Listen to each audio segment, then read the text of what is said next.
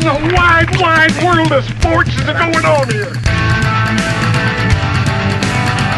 I promise you, whatever scum did this, not one man on this force will rest for 1 minute until he's behind bars. Now let's grab a bite to eat. Yeah, come on. I feel the hot wind on my shoulder and the touch of a world that is older. I hit the switch and check the number. I hear the rhythm ringing through it. Flamenco guitar and cumbia music. I hear the talking of the DJ. The demolition, what does he say? I'm on a Mexican radio. I'm on a Mexican radio.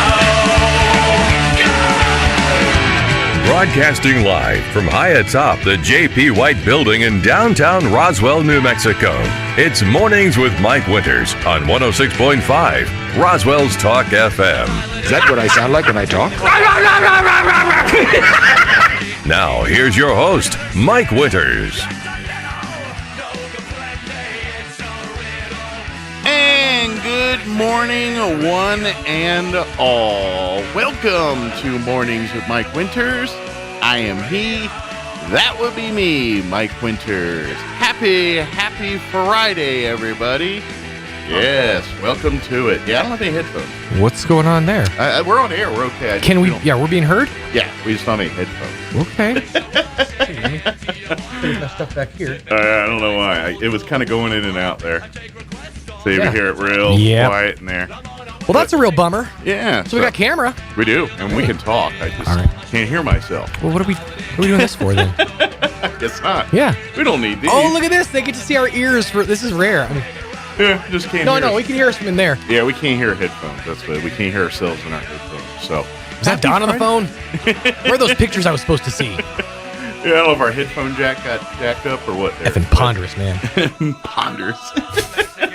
Well, happy Friday, everybody. Yes. Welcome to it. I got to start things off on a serious note here. Okay. I saw this morning that Roswell Independent School District Superintendent Brian Luck issued a statement on I believe he did it late yesterday. Yep. On the Roswell Schools Facebook page regarding troubling TikTok posts. I don't know if it's posts or posts that are going on. From what I understand, it's like some kind of campaign that started on. It's like I'm sure it's like a challenge or a trend, kind of like most of those other challenges that were popping up. School like people were stealing stuff from their school or messing up their bathrooms and stuff. I'm sure it's one of those stupid trends. Yeah, something like that. But let me read you the statement from Superintendent Luck on this. Roswell Schools has become aware of a troubling post that has been shared widely this week on social media platform TikTok. The post refers to a threat to school safety for every school in the USA, even elementary, on Friday, December 17th. Post appears to be part of a national TikTok trend that did not originate in our school district. We have heard reports from other districts that the same post is circulating in their schools. While we do not have the threat, we do not believe the threat is credible. They are closely monitoring the situation and taking it seriously. Additionally, the district has been in contact with the Roswell Police Department and the Chaves County Sheriff's Department regarding this post. You may notice increased police presence in school buildings as an added protection today. The situation serves as a great example of why it is important to avoid sharing posts online that refer to school safety threats. Even if they are not credible threats, they can cause a great deal of stress and anxiety for our students, families, and staff. We ask our families to monitor their children's social media activity and speak with them about proper behavioral online there. Sure. If you or your child become aware of any potential threat posted to social media or anywhere else, please notify a school staff member and trusted adult right away. As always, thank you for your partnership as we work to ensure a safe, secure, and positive learning environment for our schools. Sincerely, Brian Luck, Superintendent. So that's the statement that was issued by him yesterday. So right. I know, people are like, well, what's the threat and things? Apparently, it's some kind of trend that was going on TikTok this past week. That's and about I follow the TikToks. I haven't seen it. I haven't seen anything like that. And it may have been just a underground thing, but them kids, them raspy kids, they got a way of sneaking around on them things. But like I said, just be a little cautious. I know some districts and things I've heard are doing. Update. Got an update. This just in. I don't know. I got something from an update there. I just haven't.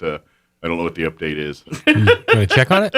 He's typing. Okay. So I'll get that. You're going to type update before you give us the update? I feel like that's... Well, it's breaking news. So breaking news. Get it on there. Breaking news of this hour. By the way, just so happenstance, I'm going to be playing our interview with Brian Luck here this hour. Right. I was just thinking that. That took place Wednesday, right after the city council meeting here. He's going to give me the...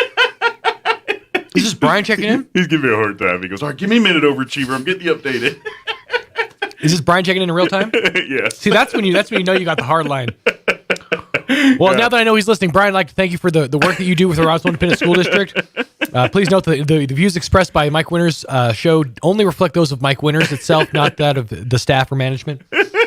Just so we're clear. Somebody's getting nervous over here. But I'll get that update here in just a second. But just it's stay tuned for further updates. Everyone's aware of the situation. They're on it. They're taking precautions as necessary to do that. And of course, if you have any questions, concerns, anything, don't hesitate to reach out to your staff and things. Yes, sir. Post, please. Let's post. Okay, hold on. It's going. I'm doing it in real time. While he's getting the update, I'd like to take a quick second to thank the fine folks at McDonald's who provided us once again with fantastic and delicious breakfast treats. I myself am enjoying their fantastic maple and raisin oatmeal. You can get your hands on any number of breakfast treats, from breakfast burritos to sausage, egg, and cheese biscuits. And of course, what we're finding out today is the absolute worst thing on the entire menu at McDonald's: the High C Orange Lava Burst. What do you mean? It's got more sugar than anything else on the menu, even Coke. Well, then if you're needing a I was morning thinking, well, pick-me-up... I need my orange juice, so I got this. And well, I'm saying, though... I need orange juice. But what I'm saying is, a morning pick-me-up, if you're going to drink that, right now is the time to do it, because you got the day. I'm telling you. It gives you your pick-me-up right now. Trust me, this is science. Yes. And then you got the calories to burn to get you to lunch. Doggone right. You're giving yourself the the needed fiber, the needed carbs, and absolute needed energy to get yourself through the day. See, now oatmeal to me is a stick to your ribs kind of weigh you down kind of meal. Which is why I eat this, because it's the spectrum. I was saying counterbalance. This is the spectrum for me. It's the absolute best and the absolute. But what I'm saying is, whatever your breakfast needs, you can get those filled at any of the two locations here in Roswell, one in Artesia, one in Carlsbad. Stop by or make sure to download the app, because right now you can take advantage of the 12 days of Mariah giveaways. Each day you get a brand new different item, breakfast or lunch item. I think they're on the menu. I think I saw the list over there. Yeah, here it is. Yeah. So today, we'll give you the skinny on today. You get yourself a free cheeseburger with a $1 purchase. You get yourself a free cheeseburger. Nice. Just go on through the drive-thru or download the app. And of course, McDonald's always on the hire. Visit mchire.com for employment opportunities with your McDonald's of Southeast New Mexico. There you go. So updates I've gotten so far. Lots of posts about police at all schools. My wife, at the same time, texted, said, police are representing. Well, she said ing, but I added the in. And showed me a photograph of police there at the school. Good. Multiple districts across the state are in, obviously, because this is a national threat. So there's schools across the state and country, I think, really, as we're trying to make sure our kids are safe and not giving the this thing much credibility. So it's kind of, so they're in a, it's a weird place to be. This is where, man, the headphones thing's messing I know, up. you just keep wanting to do it. That's why I'm just keeping them on. I'm just like, I'm faking it. But it's, what do you do? Because you can't give into stuff like this. You don't want to lean too much into it. But at the same time, you don't want to you don't want to shine a massive spotlight, but you also don't want to shine too little of a spotlight that things go unnoticed. All I hope is, first off, I just talk to your kids, man. This is you got to express right, and this is it. 99% of them, I think we get that. It's a small percentage that this stuff kind of goes on, but this is why we, as parents, you gotta talk to them. You gotta stay involved in this stuff. You gotta be nosy and snoop around social media accounts and things like that. Your kids online and they're talking. They're 18. Talking. That's one thing, but if they're under 18, sorry, privacy's a very limited thing for you. Right. It's just part of being grown up. Mm-hmm. But yeah, I mean, this is like, I get it. People my age are like, well, what's kids we used to do? Yeah, but was there? We didn't do it on a worldwide scale. Well, That's the thing. Nothing we did was on social media. And let's be honest, like the worst thing we're talking about is TPing a tree or a building or something at a school. There was still vile things that happened back then. It's just it wasn't threatening to blow up anything. People or didn't kill necessarily people. do it for the clout. They didn't. Yeah. There was no clout chasing back in the 50s. You know, Yeah. there was sticks in the woods, and I understand that each generation has its own thing, and that's fine. But at the same time, the social media thing is what has like escalated it to a whole new level. Like, can you imagine if we had social media back in our generation? Right. Like the weirdness that would that fixed something. I'm trying to. The weirdness that would be like just by, finding a dead body in the woods, a la Stand By Me, but then posting about it on social media, and then that Right. became like 1,600 people visited that site like within the first weekend. Yeah. It just things would be a lot different if we had everything up on social media. Yeah. These updates coming in real time, so bear with us. Really, this is what something the superintendent to share with me. He said, the best part about this is one of the is one. Let me do this. The best part about this one is that students had reported it to their parents, and then parents reported it to us. Good. So really, it was is communication. self-policed a little bit there. So yeah, that is very fortunate. And so keep that up. That's something because. It's you always hear those terms like a few one bad apple spoils a bunch, and that in certain areas like this, all it takes. Sometimes is one person pointing out that hey, something's not right for the right person to make the right. With that, but that's all Yeah, right. I know. I know what you were doing. I was presenting the flip side of the coin, good sir. I'm what you call the devil's advocate. but just parents, students, staff, everybody's on the case. They're aware of it. Please go about your day. But if you see anything or hear anything that seems a little out of sorts, just not, report that. If something don't feel right in your gut, don't ever feel afraid to report that. Right.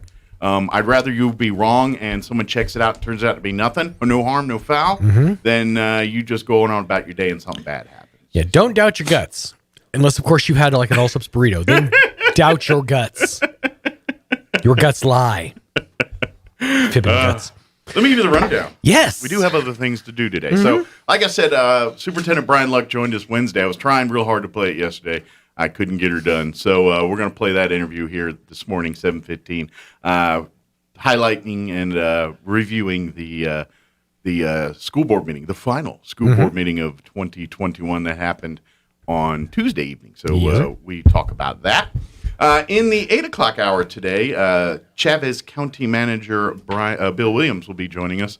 Yesterday was county commission meeting. They talked, I believe, some more redistricting and all that stuff. So we'll get the update on that. Speaking of, did you see the new district map is out? A new district map? Yeah. Is it as infuriating as the last? Things are odd. We'll put it that way. Well, there's the one that they issued a week ago. They're trying. Is this a new? I don't know if it's new based on that. I just saw it popped up on my Facebook feed literally this morning. I think Carrie had shared it. Oh, I think that's the one from last week. It might be the one from last week, but she's in a new district. But I'm like, what? That's very odd looking. There's like a whole island of District 2 in the middle of it. It's very it's odd. a goat rope. It's a full on hot mess. And if you can't see politically motivated things in there, you're not looking very hard. Are you trying to tell me that gerrymandering is real? That's a thing. Mike, gerrymandering? Don't tell nobody. Okay. You and me. Just under the table. Keep it on Got the DL. Got it. Well, Sonny knows. As the kids say. That's the problem. Sonny's, they don't shut up. That's why I lost an arm. Yeah. Bad information. And he's actually 2 arms. One got surgically repaired. That thing's... What's messed up is that's Sonny's fault. That was the one that actually blabbed, but he said it was him. Uh-huh. Yeah. Stool pigeon took the rap. That's right. They're like the Corsican twins. You hurt one, and the other feels it. That's right. Oh, a Corsican Brothers reference. Dang. You know it's old school. That's real old school. Corsican Brothers references. By the way, pound for pound, one of my favorite. I know there's a lot of good Cheech and Chong movies. Yeah. But that one just makes me laugh every time I watch it. It's real good. It's Up in Smoke and Still Smoking are funny because of what they are. Corsican Brothers is funny because it shows the comedic prowess of the duo outside of the stoner realm, which lends itself, but still. But yeah, I enjoyed it. As a kid, one of my favorites. Right. Finally, I'm going to get through the rundown. Leah Boone with Central Valley Electric Cooperative will join us in the 9 o'clock hour and give us an update what's happening there at CVE. Plus, we'll have all of your other features, include the news of the national and local variety, along with town hall business and whatever else we can come up with for today's show. As Sean said, big thank you to McDonald's as always. Visit any of our 2 coming soon South Main McDonald's here to Roswell. And, of course, folks in Artesia, Carlsbad, swing on by as well. Get that app. Don't forget the Mariah Carey specials. And, of course, mchire.com. They are looking for employees for all of the McDonald's locations, including the new South Main location. Log on to mchire.com. Get your cheeseburger for what is it today? You get $1 purchase through the app. You get a free cheeseburger. Nice. Tomorrow, it's a hotcakes. Ooh, so get up early for hotcakes. That's right. All right. It's Saturday. Get up early. It's a busy weekend. We got 8 tons of things going on. Get fueled up with some pancakes in the morning. That's right. Or hotcakes. Do you think they made her like adjust her dress? Like she put this on, they're like, man, this is for McDonald's. Pull it up. Just hitched up just a little bit. Maybe. I've noticed for a Mariah Carey picture, that's a conservative pick. Incredible lack of showage. Maybe. 7:21. I better get going if we're going to get this interview in. Let's go ahead and get you up to date on the weather. I'm meteorologist Steve Hamilton with your Pecos Valley weather. We've got some cooler temperatures on the way for our weekend as a cold front starts moving into eastern New Mexico. Still pretty warm today, 65 to 70 on our afternoon high and partly sunny. A few clouds overnight and getting cold with our lows in the lower 30s. Then quite a bit cooler on Saturday with highs in the upper 40s and low 50s, around 50 and sunny Sunday. That's your latest forecast. I'm meteorologist Steve Hamilton. Thank you, Steve. Currently 36 degrees here in Roswell. Humidity is at 42%. Winds are out of the northwest at 3 miles per hour. Today, weather-wise, actually, temperature not too bad. Partly cloudy, highs near 67 today. North winds at around 5 miles per hour. Partly cloudy tonight. Chilly, overnight low of 31, so just right there below freezing. North winds at 10 to 15 miles per hour. Cooler for the weekend. We're going to be near 50 for the weekend. Mostly sunny. Officially 49 for a high tomorrow. Winds out of the north 5 to 10 miles per hour. Mostly cloudy tomorrow night. Overnight low at 25 with southeast winds at around 5 miles per hour. And then Sunday, more of the same. Sunny, mostly sunny, but high of only 48. South winds 5 to 10. Then for Monday, when you head back to, some of us work. Nobody going to school, I don't think, next week. And then a couple other people, they have to go to work next week. When you start that semi-work week, sunny skies, a high of 63. So, Andrew Moore texted me, and we got to wish a special birthday to her Grace, who's a fan of the show. But I don't know if it's because her mom forces her to be a fan or it's on her own. But happy birthday to Grace today. And make sure your mom hooks you up with like a lot of they could hook her up. They got the means to get her a real nice birthday present. So make sure your mom hooks you up today. Till I get you a car. Big fast one. All right, it is 7:24. Let's go ahead and take a break, and then we're going to play our interview with RISD Superintendent Brian Luck on the other side. Reviewing, I should say, the school board meeting. That's on the other side. Don't go away. From macaroons to mattresses, these days folks are used to ordering just about everything. And it's no different at Roswell Ford. Here at the Tailgate Nation, it's time to order your new Ford.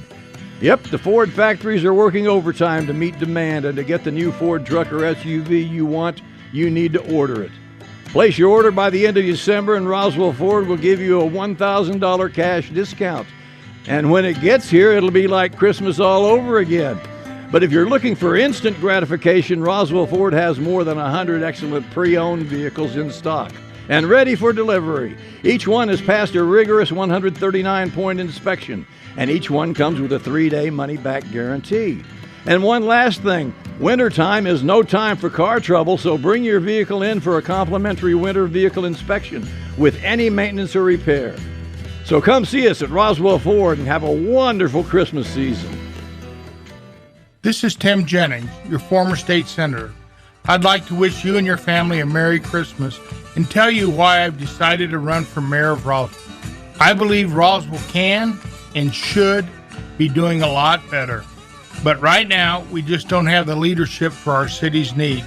Rather than the current mayor's $35 million voter-rejected boondoggle to build a public safety complex, I'll get back to the basics and fighting crime by putting more cops on our streets. I'll cut the fees the city has raised on everything from the adult center to the zoo, even at the Veterans Cemetery. As your mayor, I'll bring jobs to our city and make sure that road and infrastructure projects are completed quickly. Again, this is Tim Jennings running for mayor of Roswell. I hope you and your family have a blessed Christmas season. I humbly ask for your vote for mayor of Roswell this coming March 1st. Paid for by Tim Jennings for mayor.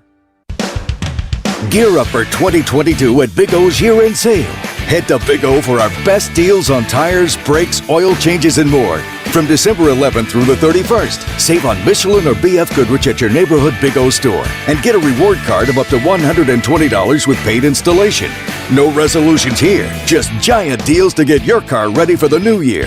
Head to your local Big O and get a reward card of up to $120 when you buy Michelin or BF Goodrich tires with paid installation. But hurry, you only have a few days left to save. Go big at Big O during our incredible year-end sale, December 11th through the 31st. Big O Tires, the team you trust. Not valid with other offers. Disposal fees extra and up to 10% shop fee based on non-discounted regular retail price not to exceed $35 where permitted. Void where prohibited. Additional retailer offer advertised within is independent from the manufacturer's offer. Upgraded installation packages available at additional cost. See store for details. Get Grinchy this Christmas at Roswell Honda. The Grinch stole Christmas and brought it all to Roswell Honda. And that means great deals for you across the lot, like a Honda Odyssey for just $99 a month. Get a free pecan pie and even a trip to Vegas just for stopping by, and a free HD TV with purchase. And register to win one of 3 Michael Kors purses, a Keurig, an air fryer, and even a 65-inch 4K smart TV. Leave the hoo-hash at home and head for Roswell Honda, 2177 West 2nd. And Merry Christmas. Here's a Mornings with Mike Winters fun fact. U-Haul is the world's largest advertiser in the Yellow Pages. Too bad millennials don't know what the Yellow Pages are. Here's Mike Winters. And welcome back to the morning show. And joining us in studio this morning, Superintendent for the Roswell Independent School District, Brian Luck, back with us. Good morning, sir. Morning, sir. How are you today? Doing good. Doing good. How was your Thanksgiving? Too fast. It always is. Always is. Yeah, it's well, I know it's been a few weeks since our Thanksgiving, but I talked to you last time was before that. Yes, sir. So, but of course, now we're days away from Christmas break here, so I'm sure teachers, staff, even the school board's probably saying, "I'm ready for a Christmas break." Yes. I don't know that we've ever had a Christmas that was more looked forward to than this one, and you know, it goes across the board as parents and probably employers are ready for some of the the things too.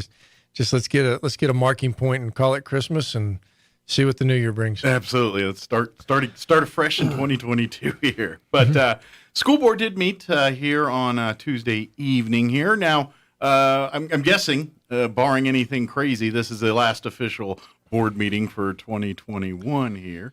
And I guess probably the last meeting for a couple of the board members too. Yes, sir. We sure hope this is the last board meeting. Yeah, that would be really bad. But no, last regular scheduled meeting, and we did say thank you and not goodbye, but we did say thank you to 2 of our members that are not returning for the new year, which is Mrs. Mona Kirk and Mr. Milbert Nolan, and had an opportunity I brought in Mr. Gottlieb to kind of come in and share a little bit of past about the 2 of them, and just want to say thank you for their service and for the time they've put in and the time that they've spent, and had an opportunity to kind of just brag on them a little bit. Absolutely. Well, any person that seeks out to serve on the school board, I mean, they're doing it for one reason and one reason only, because they care about our kids and they care about our schools. And there's no other reason why anyone on earth would want to do that. So, we can really appreciate that dedication and hard work and the successes that they had during their time on school board. Oh, yeah. And, we had our New Mexico School Boards Association meeting last week. Actually, might have been 2 weeks ago now, up in Albuquerque, where we had a swearing in of new members. Mm-hmm. And but had an opportunity to receive a little love from that association for our board, and we had 3 members from our school board receive some recognition and some honors, and it was due to the time that they've spent in the trainings, and that would be Mrs. Kirk again, Hope Morales board president, and Miss Hilda Sanchez. Very and awesome. Just super neat. And Mr. Gottlieb had brought up even in the meeting that it's very rare that we have that many members receive the accolades because of the time that they put in, and that just goes to show the commitment of the individuals that we have that are, have stepped forward to help with the community, help our kids, and ultimately hold me accountable for the job, and I that responsibility is pretty big, and they have always stepped up and have done really well. Sure, very proud of them. I would imagine too, as you're going through, first year here as superintendent, that, that's a unique relationship, a board and a superintendent, because in some ways, the board is your boss, but at the same time, everyone runs at the beat of your drum in some way, shape, and form, because you're the guy that has to make it executed. So that's a unique relationship where, technically they're your boss, but at the same time, they're the ones that are giving you the resources that are, kind of helping you succeed. Right. If that makes sense. It does. And I think with the group that thus far, if we've had a question or any kind of a need or when I've sought any type of information, they've always been, solid and on the spot. Mm-hmm. And, I think after visiting with our group that's coming in, I look for a pretty seamless transition. They had an opportunity to visit with both of them. I knew both of them personally before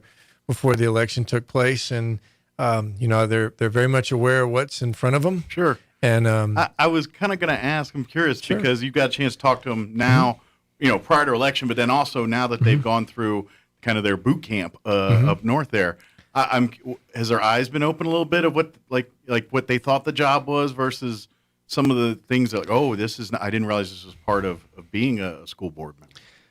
I'll answer what I mean, just your impression. Yeah, your impression. Yeah, okay. Yeah, I'm not saying you just did you get the idea their eyes were open a little bit coming back from training, or were they pretty much on target with what they thought it would be? What we were able to do is the week after the election or the week after that, we actually were able to bring in our council and have an in-house with them, and it was really neat to listen to some of the questions that they had. And so I think to answer your question, ultimately it's I think nobody fully understands really, even the group that we have on there right now. I think when they first started, I don't think anybody totally understands what they're fixing to be in for, but I do feel like our group, when we went up to Albuquerque the other day, had a little better prep going into it. I saw some people up there from some other communities that I just wanted to go and get them out of the corner and walk them back out into the room. And they always, I mean, obviously, why I asked. I mean, there was during this election, it got a little heated and things, and a lot of information was getting out there, and I was one of those people getting concerned. Is there's a lot of promises being made that aren't part of that job, and that's why I thought maybe some folks go in there like, okay, there's more to it than just you can't go cowboy when you start getting into these elected positions. Well, and I think again with anything, you bring people in and we work together, and there's an ebb and a flow and some give and take of anything that we're going to do, but. Again, I'm looking forward. I feel pretty comfortable. Feel pretty confident. Like I said, both of our guys are grounded in the community. Sure. And I don't think we're going to have to do a whole lot of explaining about some of the ebb and flow of Roswell, and that's going to make it really nice. Yeah, good. Well, that's good to hear. Well, there was agenda items on last night's meeting. Other than that, as far as end of year meetings go, are they generally a pretty late and action packed, or is it a lot of housekeeping stuff, or somewhere in between? Last night we were able to honor our board members. Was the first part of it, and then we had a pretty cool recognition for the Goddard football team. We had an incident where they were on their way to Artesia and came across an accident and offered, I would say, more than just assistance. Sure. They, pretty much they turned a car over. Absolutely. They were great citizens, and if they, I don't know life-threatening severe, but they came to the aid of some citizens here and did an amazing thing in our community. Well, and what was really cool about that is that incident has made the news multiple different levels. It made it it went viral on Twitter and Instagram that afternoon, and then it was on the state news, and even the night before the board meeting, it was part of the one of the stories on the state news that they were going to be honored again for it. So it's cool, and that just speaks volume of the appreciation that people have for events like that. And obviously, I wouldn't advise people run around looking for cars to flip over, but if you're in the right place at the right time, I do what think you got to so. do. And I, again, the testimony to the coaches and the kids and the work that they did. Well, that's the what we saw there, and just my opinion. What you saw there is the ancillary teachings of sports and football. Oh yeah, the team concept that we help and we're all for one here, and that was that moment there. Coaches come out and there's not enough muscle there. All right, the team's coming out. We're gonna help here, and maybe God put him there in that place for a reason. I don't, some people believe, don't believe. I'm saying he happened to be at the right place at the right time. Well, it was so many people are quick to point out the negative, and that was just a really neat opportunity to acknowledge the positive. They were a little busy in the last few months, so we asked that they come up in December and had a chance to honor them, and they were studying for finals, so we had some representatives and had a coach in there with them, and they very humble as usual, and thank you, and on out the door they went to go study for finals. Had just some other informative items. That one of the things that was interesting was we were talking about it and going through like COVID navigation and how have we put forth throughout the semesters and looking at it when we first started, I was like, well, I'm gonna make a list, and my expectation was that I could really put down these monster things, and I kept coming back to survival, and I could not. There's thousands of specifics, but I just couldn't come up with anything that echoed any more than our staff, our parents, our students, and the fortitude that it has taken to get through this first semester. Sure. And I wanted to just focus there. We can talk about computers in the hands and the internet and technology and personal protection gear and hand sanitizer and air filters. We can run a gamut, but there just really is nothing that can compare to just the determination of our staff, the discipline that it has taken to get to this point. And it was funny because I was pretty short, and I got to the end of it, and everybody just kind of looked at me, and I was like, "That's it. That's what I want. The focal point right there is that we as an entity have taken something that nobody could have remotely prepared for. You can make preparations, but it's been some heavy sledding at times, and that goes. The fact that it's gotten to where it is as well as it has is our teachers and our kids and our parents. And I say all the support group and everybody. It's taken everyone to get to the spot. You've got employers in the city that have had people come in and say, "Man, my kid got quarantined again, and I have to stay home with them." And they work with them, and it's so much appreciated. I cannot tell you how much as a superintendent or as a school or an association. Because not every town's like that. They don't have a sense of community, and there may be 7 or 8 schools in that community, and it's just not the same. Sure. And here in Roswell, it's just very much appreciated. We all live on the same patch of dirt here, and I think it and what what makes us better is in times like this coming together. And yeah, I mean, there's going to be hurdles. There's going to be more, but yeah, I mean, if we can work in concert here, and teachers working with the parents working with their kids and the teachers, and that little triangle there, that's, you can get that going, then all those hurdles get over. So, that's probably like the message for everybody. Right. Teachers, parents, everybody, communicate, talk with your folks, with everybody involved, and that's all part of that. So, we'll figure it out, whether we have to, whatever they throw at us next, whether we're going to have to stand on our head wearing a mask in a computer room or whatever they're going to make us do next, or whatever version of coronavirus comes at us next here. Well, and one of the things that I tried really hard, and I've been going out into the schools and just kind of listening, and I've really been prepared for anything, and that's kind of what I've got, is anything, everything, and I've tried to impress upon the groups is, okay, we've pretty much set up our own parameters right now, and that we've spent the last 6 months defining whatever that might be, what that looks like, your boundaries here, your boundaries there. Yeah. And, the hope is coming back in January that if nothing major changes, which, knock on wood, I don't foresee anything. I haven't heard of anything. I mean, there's always something right around the corner, but what that is, we don't know. The school board maps aren't usually as controversial as the other ones, so people don't fight as much as those. I'm guessing. I'm hoping. Likewise. But if we could even just be afforded the opportunity to work in some of the parameters that we've already set up, sure, we're gonna do great things. Yeah, and we already have. And we talked about that a little bit about our February meeting. We want to bring forth a little bit of a data presentation. We've taken some mid-year assessments, not monsters, just some little bit of localized, standardized tests to get a vibe of where we're at. And some of what I'm getting early on from my principals is growth and growth across the board. Pardon me. And that's what I'm looking for. We've got standards that we're trying to obtain, absolutely.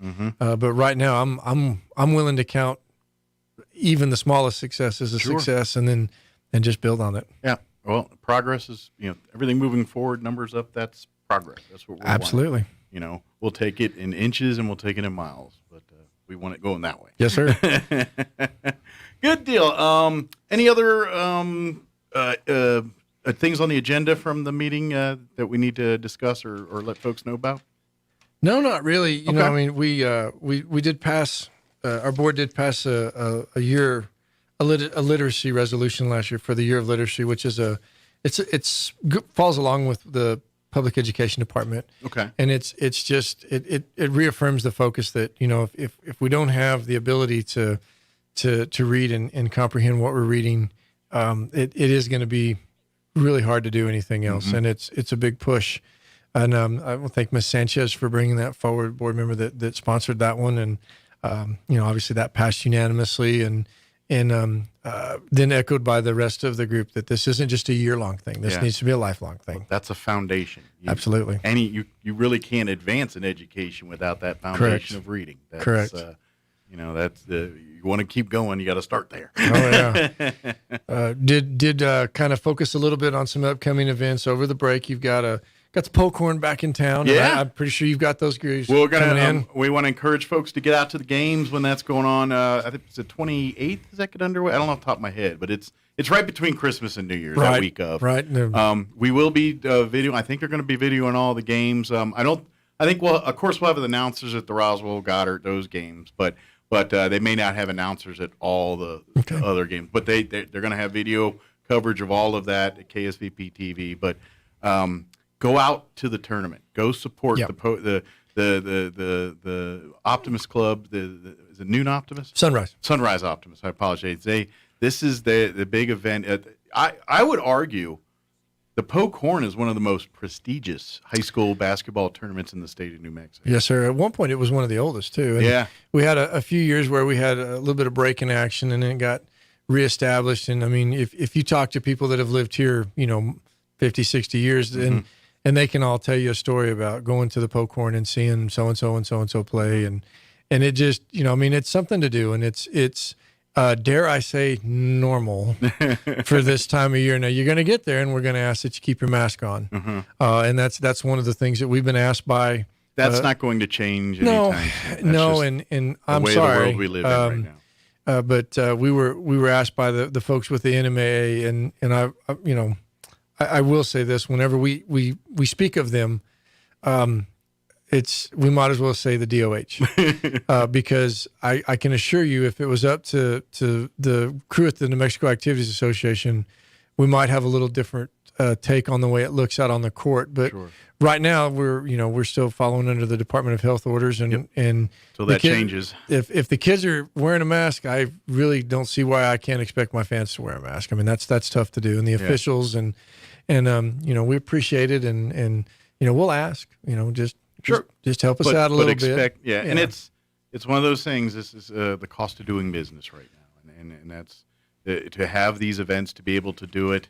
This isn't the hill we want to die on. All right, well then we're not going to have it. Oh dang, well, then I'll put the mask on. Well, and that again goes back to the kids, and it is like I said, and I have two kiddos, and I've got one in high school and one in mid school, and to go into a gymnasium, whether I'm wearing a mask or a hat or a jacket, I mean, it's starting to feel better. Yeah, I don't know that I'd say right, but it's people are starting to not be so stringent on some of that stuff. So. Well, I'm trying to focus on the things they're getting to do versus the things that I'm having to do, and make it work. And I don't want to get philosophical, but here we go.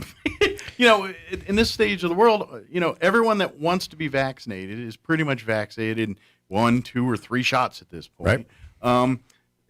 The people that are doing other things or don't want to do it all, they're doing their own precautions and their own thing, which guess what? You're allowed to do that here in this country. Yep. And at this point, you either feel protected enough or you don't, and you need to do what you need to do to take care of yourself. And that's where I think we're at in the world right now. I think you're right. Yeah. It's interesting because we were talking, I was at Sierra Middle School the other day visiting with some teachers, and a very nice individual, and he says, as a first-year teacher, and I stopped him, and I said, we're all first-year teachers right now, buddy. And I said, so I appreciate that you announced that this may be your first go-around with this, but understand you're special, but you're not different right now. Yeah. And we are all right here in this together. The learning curve is the same right now. And you know what? There have been some proposals that have gone forward for some changes with maybe like our kids on the floor, maybe not having to wear a mask, and the timing of it has just been pretty poor. Sure. It's of nobody's fault. Yeah.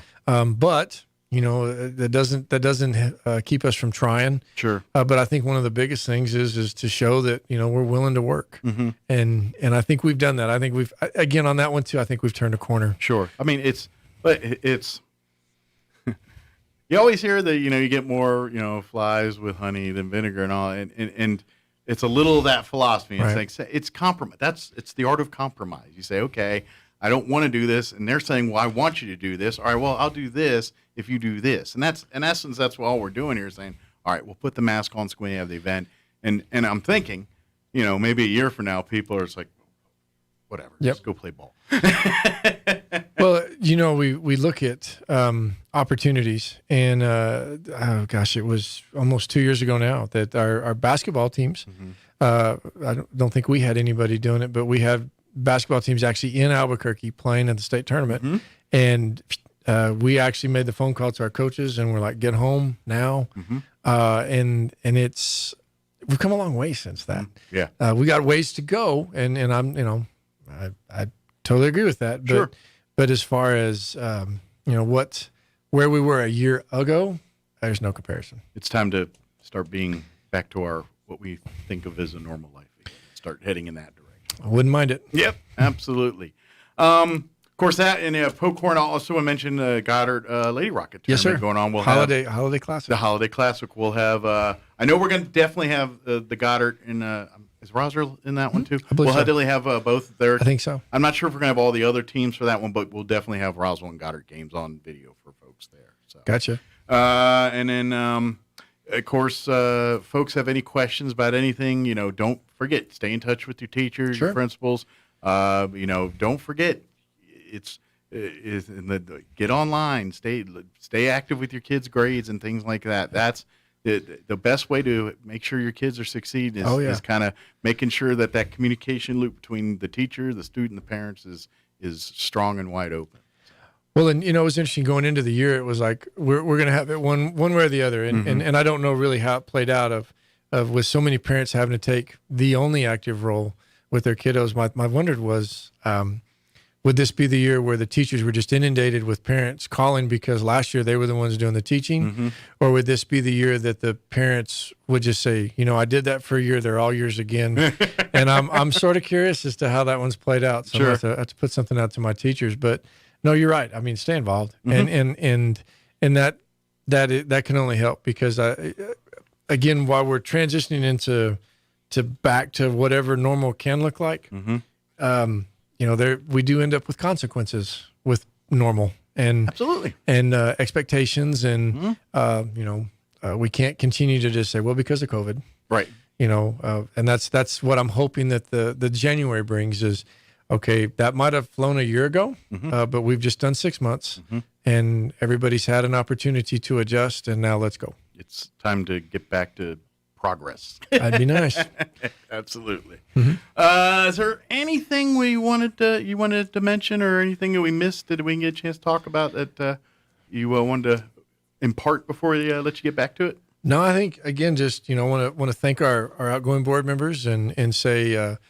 Congratulations to our two new ones coming in, and look forward to working with you in 2022 and hopefully a brand new year and seeing what we can do with the district. And like I said, we've had a lot of time to get our planning and arranged. And like I said, dare I say, we almost had a chance to plan the other day, and it felt so nice to go, wait a minute, you mean we're not reacting? We can actually plan ahead a little bit here, and my seat of my pants is tired of flying. I guess so. But absolutely, thank you very much to our two outgoing school board members. Thank you for your service.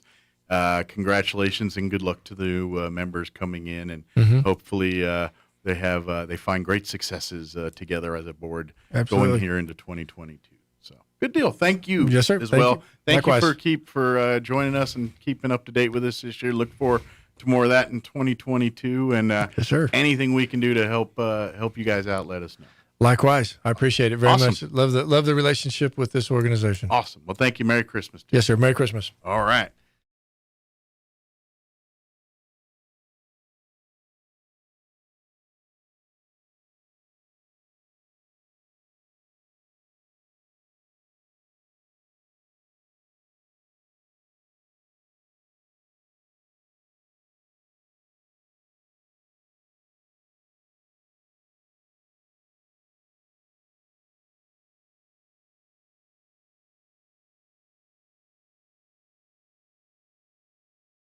Arizona. The animals were born there on August 1st. A ribbon-cutting ceremony is planned for Tuesday, December 21st at the new Deming-Lee Bridge. Roswell Mayor Dennis Kintai and the Roswell Engineering Department will celebrate the opening of the Deming-Lee Bridge at 2 o'clock p.m. on the 21st at the corner of Deming Street and Lee Avenue. You're up to date. That's a look at local news headlines. I'm Jared Cirillo. If an Apple Watch or fitness tracker is on your gift list, listen up. They could do more harm than good. I'm Kim Commando, brought to you by Simply Safe. Right now, my listeners can get 40% off Simply Safe's award-winning home security. Learn more at simplysafekim.com. You've heard of the placebo effect, Latin for I shall please. People often feel better just by getting positive feedback. But you've probably never heard of the nocebo effect.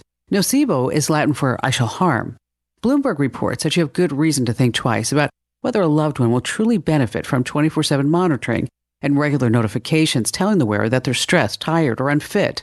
Scientific research proves that if you provide a person with negative health data often enough, they will most certainly begin to feel bad or feel worse.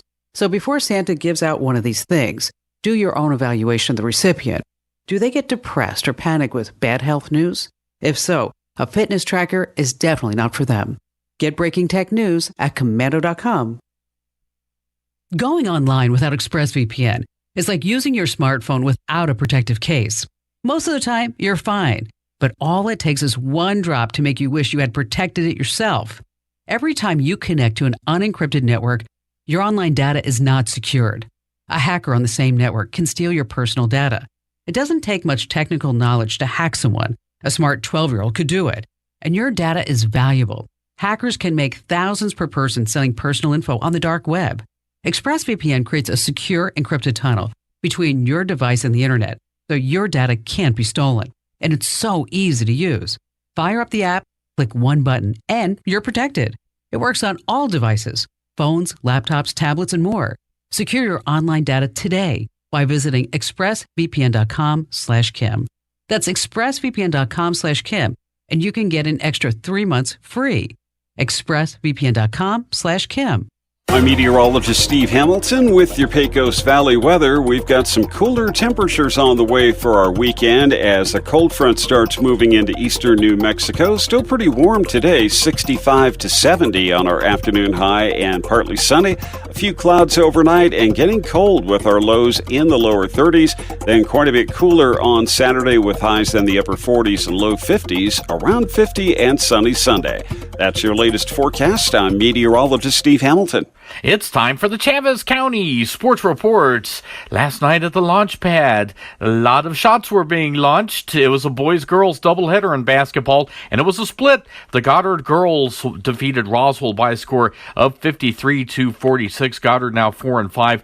They'll next be playing at their own tournament in between Christmas and New Year's. Roswell, meanwhile, is now sitting at 3-2. The Roswell girls will be playing at Chaparral Saturday at 2 o'clock. Meanwhile, the boys' game, boy, this was a thriller. Went down to the wire before Roswell won 67-65. The Coyotes are now 3-6 overall. Goddard is sitting at 1-4. Hey, don't forget, potential national championship today for the NMMI Broncos. They're in the Junior College National Championship game tonight in Little Rock, Arkansas. That starts at 6 o'clock against Iowa Western. The Sports Report brought to you by DSI. Call DSI for all your office technology needs. I'm Eric Butler at Roswell's Talk FM 106.5. With the SRN News Business Brief, I'm Bill Alexander. While consumers are returning to their in-store shopping routines, according to a recent MasterCard survey, 56% of the shoppers are continuing to prioritize online shopping this holiday season, citing waiting in line, finding parking, and items being out of stock as primary reasons. Former McDonald's CEO Steve Easterbrook has paid back more than $105 million in equity awards and cash to the company after it learned that he had lied about the extent of his misconduct while he was the top executive. McDonald's fired Easterbrook in 2019 after he acknowledged exchanging videos and text messages in a non-physical consensual relationship with an employee. On Wall Street, the Dow down 29 points to 35,897. The Nasdaq down 385 points to 15,180. And the S&P 500 lost 41 points to 4,668. With the SRN News Business Brief, I'm Bill Alexander in Washington. It's that time of year when your home is filled with friends and family. The perfect time for new furniture from Glenn's. Reinvent your living room with stylish power reclining furniture. Make room for the whole family with a big, beautiful dining table. Surprise your out-of-town visitors with new bedroom furniture. Glenn's has quality furniture you'll be proud of for years, and they'll deliver it for free. So hurry to Glenn's Furniture at the corner of Union and Alameda in Roswell. Glenn's, making the season bright and beautiful since 1953. Mays Lumber has all the hard-to-find hardwood you've been looking for. Oak, cherry, walnut, poplar, and maple. Plus, hard-to-find exotic woods like purple heart, zebra wood, ambrosia maple, black limba, and bloodwood. Perfect for that one-of-a-kind gift piece or table. Get ready with Formica and Wilson Art countertops in 12-footer custom length with installation available. Make it happen at Mays Lumber, 115 South Virginia in Roswell, serving southeastern New Mexico and beyond since 1934. Join Hot New Country 92.9 The Brand and Fiero 106.1 for a live broadcast this Saturday from 10 to 1 at Roswell Honda. The Grinch stole Christmas and brought it all to Roswell Honda. And that means savings across the lot and gifts galore, including free trips to Vegas and a pecan pie just for stopping by, and a free HD TV with purchase. Plus, register to win one of 3 Michael Kors purses, an air fryer, a Keurig, and even a 65-inch ultra-high-def smart TV. Drawing at 1 must be present to win. See you Saturday 10 to 1 at Roswell Honda, 2177 West 2nd. Your home for Sean Hannity in Roswell. 106.5 Roswell's Talk FM, KEND, Roswell, New Mexico. And we're closing in on 8 o'clock. Town Hall News up next. Stay tuned next hour. We'll have Chavez County Manager Bill Williams join us and give us the recap from yesterday's City Council meeting. That's on the other side. We'll be back. Don't go away. News this hour from townhall.com. I'm Rich Thomason. As the storm damage cleanup goes on, another body has been recovered from the rubble left by a powerful tornado that devastated parts of Kentucky. The latest victim, a 13-year-old girl from Bowling Green. City spokesman Ronnie Ward tells WBKO that the storm's impact has been overwhelming. It's the damage, it's the devastation that we have in the community, and then you have the death along with it, and it's just really tough. The death toll from the severe weather has risen to at least 76. 5 fatalities reported in the upper Midwest from severe storms that battered that region this week. It will be a brighter Christmas for family and friends of the 12 Christian missionaries freed by kidnappers in Haiti. God is good. God has answered our prayers. The Reverend Ron Marks, pastor of Michigan's Hart Dunkard Brethren Church. Some of the ex-captives are part of his congregation. We're rejoicing. A great load is lifted, and we are ready for Christmas. We don't know if any ransom was paid to win the release of the hostages. Beijing is vowing to respond after the U.S. Senate passed a bill barring imports from the Xinjiang region of goods produced by forced labor. That's on top of previously announced U.S. sanctions on China. Chinese Foreign Ministry spokesperson Wang Wenbin said the country would take all necessary measures to safeguard its institutions and enterprises after the U.S. government imposed sanctions and other measures in response to alleged forced labor among Chinese Muslims, particularly in the northwest region of Xinjiang. Correspondent Chris Bodine in Beijing. Sell-off continues on Wall Street this hour. Right now, the Dow down 495 points, a loss of more than 1%. The NASDAQ, 114 points in the red. More on these stories at townhall.com. Great news, Nick. Legacy boxes are still in stock. With Christmas just around the corner, there's still time to buy the best Christmas gift ever. Legacy Box. That's right, Adam. Order today and Legacy Box ships immediately. It'll arrive ready to wrap and place under the tree. Gather the family together this Christmas and collect all your old VHS and camcorder tapes, slides, pictures, and film reels. Then you can binge on the good old days. From fading over time to risks like fire and water damage, your memories aren't protected unless they're on a digital format. Legacy Box helps you replay those great moments from the past, from Christmas morning to your wedding day. Legacy Box is the world's largest digitizer of home movies and photos. All the work is done right here in the USA, and over 1 million customers have trusted Legacy Box. This Christmas is the time to digitize. Visit legacybox.com/lbox for exclusive holiday savings. That's legacybox.com/lbox for last-minute shopping. legacybox.com/lbox. The UN Human Rights Council holding an urgent meeting on Ethiopia as reports of atrocities in the Tigray region mount. Just last month, the UN produced a 100-page report detailing major violations in Tigray, including the shelling of towns, killing of civilians, and widespread sexual violence. This week, Amnesty International and Human Rights Watch detail further atrocities. UN aid agencies have limited access. Many communities are reportedly on the verge of starvation. Member states want the Council to appoint international investigators. Ethiopia has dismissed the move as politically motivated. The BBC's Imogen Folks. India and France talking future collaboration and co-production of defense equipment. The French defense minister currently visiting India for those discussions. News and analysis at townhall.com. A conservative congressman from a deep blue state says more voters in his state are growing disenchanted with Democrat policies. Representative Mike Garcia blames the current state of affairs in California on what he calls one-party rule by Democrats. That has run our economy into the ground, is overtaxed, overregulated. He also says many Californians reject policies like the defund movement and Black Lives Matter. About security, investing in our neighborhoods, and supporting law enforcement.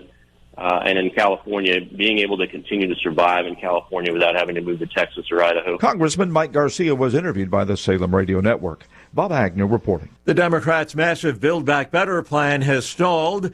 It has a price tag of almost $2 trillion. Democrats, though, not giving up on the proposal, only the deadline for getting it passed by Christmas. Again, on Wall Street, the Dow down 475 points.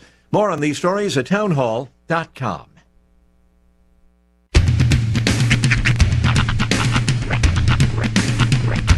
What in the wide, wide world of sports is going on here? I promise you, whatever scum did this, not one man on this force will rest for 1 minute until he's behind bars.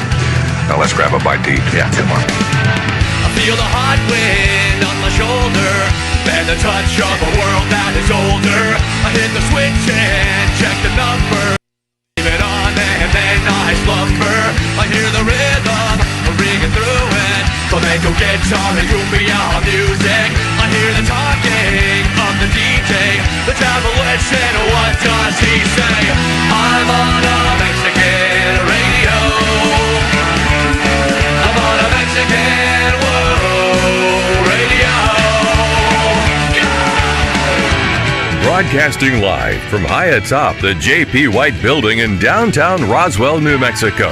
It's Mornings with Mike Winters on 106.5 Roswell's Talk FM.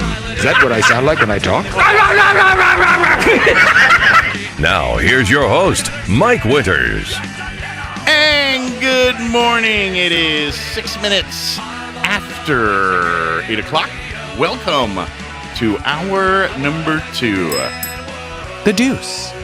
Mornings with Mike Winters, right here on 106.5 Roswell's Talk FM. Happy. Go on. Friday. Yes, it's Friday. Always Welcome goes to down it. smooth. I don't care. And it's like the weekend before a holiday week Friday.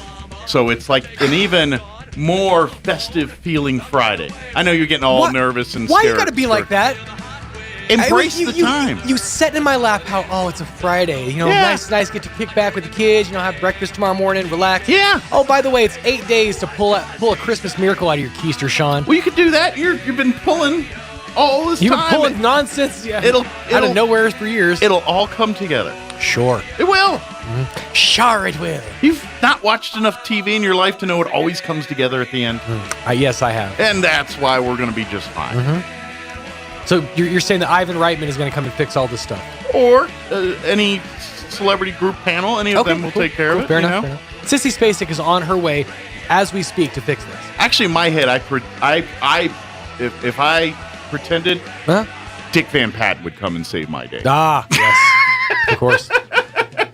See, I'm more of like a Meredith Baxter Burney. I'm just looking for a motherly type. I wouldn't mind a young Michael J. Fox coming to my home. And I like that. Not too shabby. Sandy Duncan. Can't go wrong with a good Sandy Duncan. What's great about visit. Sandy Duncan is she keeps her eye on everything. She's going to keep her fake eye over here, and her real eye is going to be looking at the wall. I mean, that's just handy. Are we taking this bit a little too far? No. I always got to go to the eye. Right. Sandy's a talented, nice lady. She's a talented lady. I don't think she's with us, but there's a lot of things. Always there's also a lot of things that are known about. Sammy Davis Jr. But what do most people know him for? Well, he's got the eye, but I'd say his Rat Pack and comedic value and singing and all that. Come on, babe. He just happened to have the eye. He was too cool to talk about the eye. Sandy Duncan's all warm and approachable, and so it's like, let's talk about her eye. But he's with the Rat Pack and everything. So Sammy's like, you better not, Regardless, we all know that Mario Lopez is eventually going to show up and steal our hearts. Sammy may not be the guy, but he knows the guy that knows the guy. You know what I'm saying? Hold on, let me make a phone call. Take care of it. He's a friend of ours. Right. That's all I'm saying. Hang on, babe. No one's making fun of the friend of ours. That's all true. I'm saying. That's true. Sandy Duncan, fair game. Hey, baby, you're making fun of over there. Yeah, of course. Yeah. What did she used to hawk? Sandy Duncan? Didn't she hawk like crackers or cookies or something? No, it was. You know what? It might have been cookies. I was thinking it was like a made for like a pecan cookie of some kind. In my head, I feel like a pecan sandies Come on. or something. It's Sandy like Duncan for pecan sandy. I want to pecan say in sandies. my head. That feels too on the nose. I want to say in my head that's what it was. I left my phone in the other room where I totally work for It's you. been a 20, 30 years, so I don't remember. But I want to say Sandy Duncan hocked some kind of cookie. Lorna Doone, maybe? I think Bill's on his phone. Did you find something? Wheat Thins. Wheat Thins. I thought something more. She was hawking Wheat Thins. Something more sexy than Wheat Thins. Hey, there's nothing sexier than a Wheat Thin. I love a Wheat Thin. And you know what? I'm going to say this right here, right now, in front of everybody. All right. I love Triscuit. How dare you, sir? Triscuit is delicious. Triscuit is fiber garbage. It tastes better. And throw away the garlic and all them other goofy flavors. The old school with some salt, the salted Triscuit. Right. You know what happened? It's a man shredded wheat. It's shredded wheat from that's what men. happened. That's what happened. And it's delicious. Shredded wheat and a salt block met and made it happen. And that's all you That's need. why you have a Triscuit. And I hate them. They can die a slow and painful death. Boo this man. Nothing will dry out a mouth faster than a Triscuit, sir. Triscuits are good. I would take a Wheat Thin with me to bed. Yes, I would, because they don't crumb up. I'm fine with a Wheat Thin. All I'm saying is Triscuits are in that party. They're just as good. Okay. They're good quality stuff, and my phone's blowing up. Yeah, it's probably Android telling me I'm garbage again. Our superintendent said we're both crazy, and he's just going right to Cheez-Its.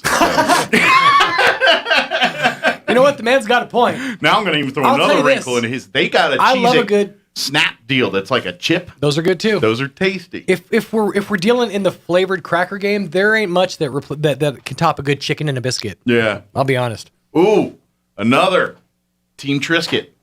Look, Triscuit is fine as a platform for other things, but I'm saying I could eat a standalone Wheat Thin. I can't eat a standalone Triscuit without a glass of water. Yep, you're crazy. Okay. It's official. Fine.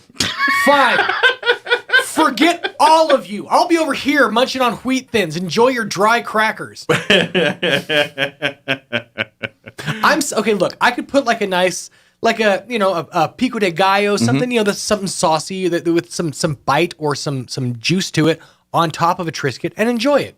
Be honest, I'll eat a Triscuit by itself and be happy as can be. So I'm saying, but you always need like an accent, like a glass of water. Well, sure, it's dry. Yes, it's a dry cracker. There's a lot of dry things, but that doesn't mean they're tasty. They're not tasty. I would eat a saltine before I'd eat a Triscuit. There, I said it. This guy's a savage. I love a good saltine cracker. Jeez. I didn't know I was doing a show with O.J. Simpson. Good Lord. Oh, what a heathen. The box says premium right there. Premium saltines. You just Clearly, said they're you'd better rather than eat a Triscuit. saltine over a Triscuit. Yes, I would. In a heartbeat. Ugh. Plus, you get a 4-pack of saltines for basically like half a box of Triscuits. You've officially lost any credibility with food suggestions from me. Okay. You're out. You're out. What's wrong with the saltine? You're out. It's a good pocket cracker. Got a nice crunch, some little heft. It's fine, but in no world is it better than a Triscuit. No world. In no world. I guess you know what? This is agree to disagree. Different strokes for different folks. All right. I guess we should just stuck with the Cheez-Its. Hey, I do want another update from Superintendent Brian Luck. Yes. All schools checking in. Mm-hmm. They're up and running. Everything's good. And, of course, he wants to issue a huge thank you to the Chaffetz County Sheriff's Department and the Roswell Police Department for help keeping everybody safe. And Absolutely. Stuff. So big kudos. But everything's good to go. Everything's flowing smooth as butter this morning in the RASD. Nice. And by the way, if you want to give a gift for our superintendent, he likes Cheez-Its. He loves Cheez-Its. The man appreciates a good cheddar cracker. And I got to say, I ain't going to lie. If he shows up at work and there's like a bunch of Cheez-Its on his desk, I will be a very happy man. Absolutely. If that happens, you'll get a kudos from me. Yes. Thank you very much. That would be a good golf clap. Give some Cheez-Its. I will say this. The fact that there's all that going on and our superintendent feels comfortable enough to check in on the Triscuit or versus Wheat Thin debate. Mm-hmm. I feel like things are going to be okay. It's going to be okay. It's going to be all right. You know, that's how you really know. I'm sure just more people tell me I'm a psychopath. Now someone's throwing in more stuff. What? Goldfish crackers. Okay, now see, these you're are all dancing, good, but they don't. The Triscuits. But you're dancing in a whole new realm. I'm not talking about a flavored cracker. I'm talking. If you wanted to throw a Ritz in there, I could understand that. Now Ritz is a nice buttery cracker, but I'm not a fan of a standalone Ritz. I will tell you this too, and this is another going to tick everybody off. I prefer the Townhouse to the Ritz. Those Townhouse crackers, I like them. To me, they're tastier than Ritz. Fine. How about this? Club crackers over all those. Yeah, they're good. Yeah, I like a club crackers, probably my 2 seed. Saltine, maybe 1. You know what? We got to do weather. Yeah. I'm going to end this conversation on 2 words. All right. 3 words. Chicken and biscuit. We'll be back. That's exactly what I said 5 minutes ago. Thank you. But that don't count between Agree to agree, Triscuit finally. and wheat thin. Here's your weather. I'm meteorologist Steve Hamilton with your Pecos Valley weather. We've got some cooler temperatures on the way for our weekend as a cold front starts moving into eastern New Mexico. Still pretty warm today, 65 to 70 on our afternoon high and partly sunny. A few clouds overnight and getting cold with our lows in the lower 30s. Then quite a bit cooler on Saturday with highs in the upper 40s and low 50s, around 50 and sunny Sunday. That's your latest forecast. I'm meteorologist Steve Hamilton. I'm sorry, Sean. I have biased people. My phone's just blowing up all Team Triscuit. Sorry. They love you, but they think you're crazy. Hey.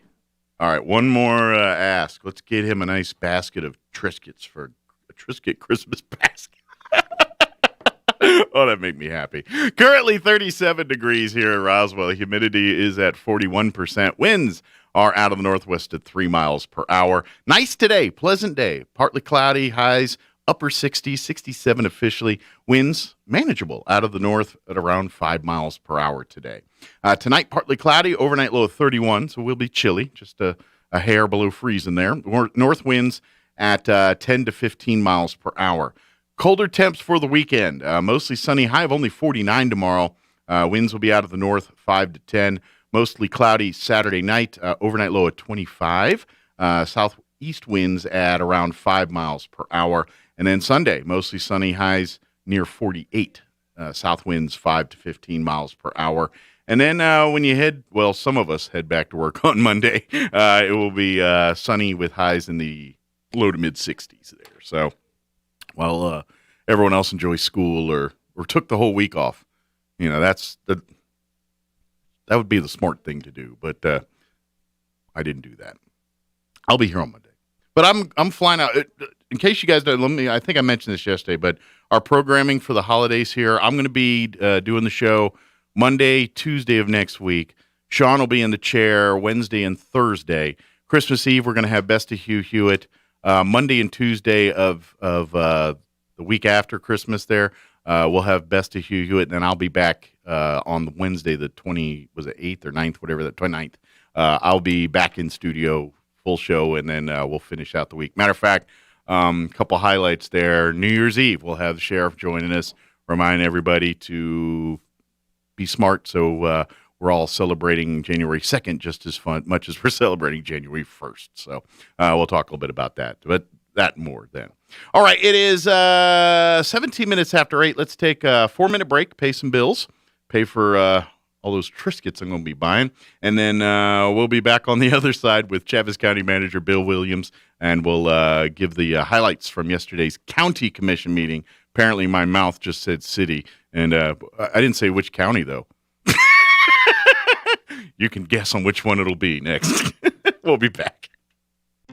Nook's Asian Market brings the flavors of the East to you with new winter hours. The restaurant is now open 11 a.m. to 6:30 p.m. and the store 11 a.m. to 7 p.m. every day. Be sure to get your last order in by 6:30 p.m. Delicious, authentic dishes, including a variety of Thai noodle soups, dried egg noodles, dumplings, and more, served at your table or to go. While you wait, browse the store with lots of fresh new ingredients like galunga, lemongrass, lime leaf, and Thai chili. Nook's Asian Market, South Main, Roswell. This is Tim Jennings, your former state senator.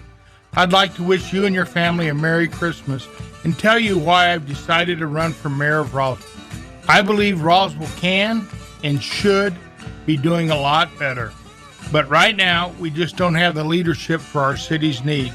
Rather than the current mayor's $35 million voter-rejected boondoggle to build a public safety complex, I'll get back to the basics and fighting crime by putting more cops on our streets, I'll cut the fees the city has raised on everything from the adult center to the zoo, even at the Veterans Cemetery. As your mayor, I'll bring jobs to our city and make sure that road and infrastructure projects are completed quickly. Again, this is Tim Jennings running for mayor of Roswell. I hope you and your family have a blessed Christmas season. I humbly ask for your vote for mayor of Roswell this coming March 1st. Paid for by Tim Jennings for mayor.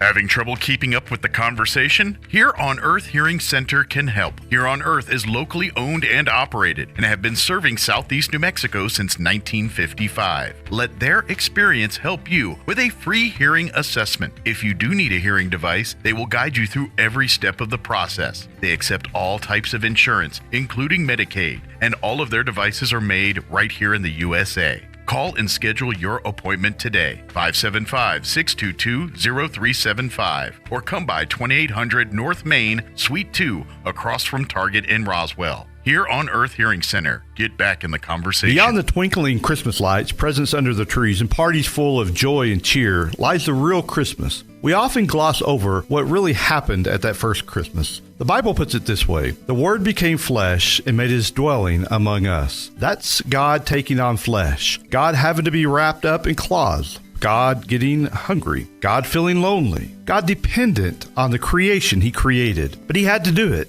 Let me ask you a question. What made the resurrection real? What made miracles, well, miracles? What made Jesus walk on water? It was his birth. Without God coming into the world, we would have none of this. On that first Christmas morning, God became the very flesh he created. Why? To save you and me. To save the world. So on Christmas morning, while the kiddos are opening up the toys, make sure and give thanks for the one who came to be with us. Merry Christmas from our family to yours. Join us at the Country Club Road Church of Christ for worship at 10 a.m. on Sunday. Located on the corner of Country Club and Washington in Roswell. As a business leader, you want what's best for your employees. You want them to be happy, take pride in their work, and have access to better health. That's where we come in. Health plans from True Health New Mexico offer members access to over 10,000 providers and facilities throughout New Mexico. Many prescription drugs have $0 copays, and many plans cover behavioral health 100%. Be true to your company and to your employees. Visit TrueHealthNewMexico.com. Join Hot New Country 92.9 The Brand and Fiero 106.1 for a live broadcast this Saturday from 10 to 1 at Roswell Honda. The Grinch stole Christmas and brought it all to Roswell Honda. And that means savings across the lot and gifts galore, including free trips to Vegas and a pecan pie just for stopping by, and a free HD TV with purchase. Plus, register to win one of 3 Michael Kors purses, an air fryer, a Keurig, and even a 65-inch ultra-high-def smart TV. Drawing at 1 must be present to win. See you Saturday 10 to 1 at Roswell Honda, 2177 West 2nd. Here's a Mornings with Mike Winters fun fact. Turtles can breathe through their butts. We imagine you know some people who do that too, because that's where their heads reside. Here's Mike Winters.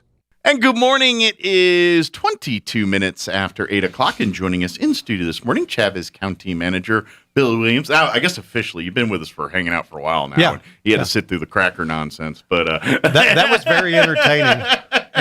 And I have to say, several years ago, I was coming back from Clovis to Roswell, and I stopped at the Allsup's in Elida for a burrito, if you can imagine that. Yeah. And I went in, and they had the snapped crackers. Yeah. And I bought that. I was just blown away by how good those were. And I bought an extra bag. When I got to town, I bought another bag. I took them home. I told my wife, I said, here, treat yourself. She looks at me like I'm crazy. A cheese cracker? Right. But those are really good. Yeah, the snaps, they're quite addicting, actually. So you got to be careful with those. Yeah, we quit buying them because I will eat the whole bag very quickly. Yeah, those things do not last long when you do buy a bag. So you actually have to buy them in pairs, I think. Yeah. That's just how they go. But, of course, the county commission did meet yesterday. That's correct. The Chavez County Commission. The Chavez County. Yeah, that's right. I should let that secret out the bag. The Chavez County Commission met yesterday I guess, the final commission meeting of 2021, maybe? Actually, it's not. No, got another one in there? Well, we have one more because there was a little problem with, not really a problem, but we decided to have an emergency meeting on the 30th to actually pick the redistricting plan. Still some redistricting to finish up. Good news is, though, you're not under the gun like city and other municipalities that are having elections coming up. So does that give you guys a little more leeway and time to get it settled? It's due by December 31st. Regardless? So we have to do it. And that's the reason we're having an emergency meeting.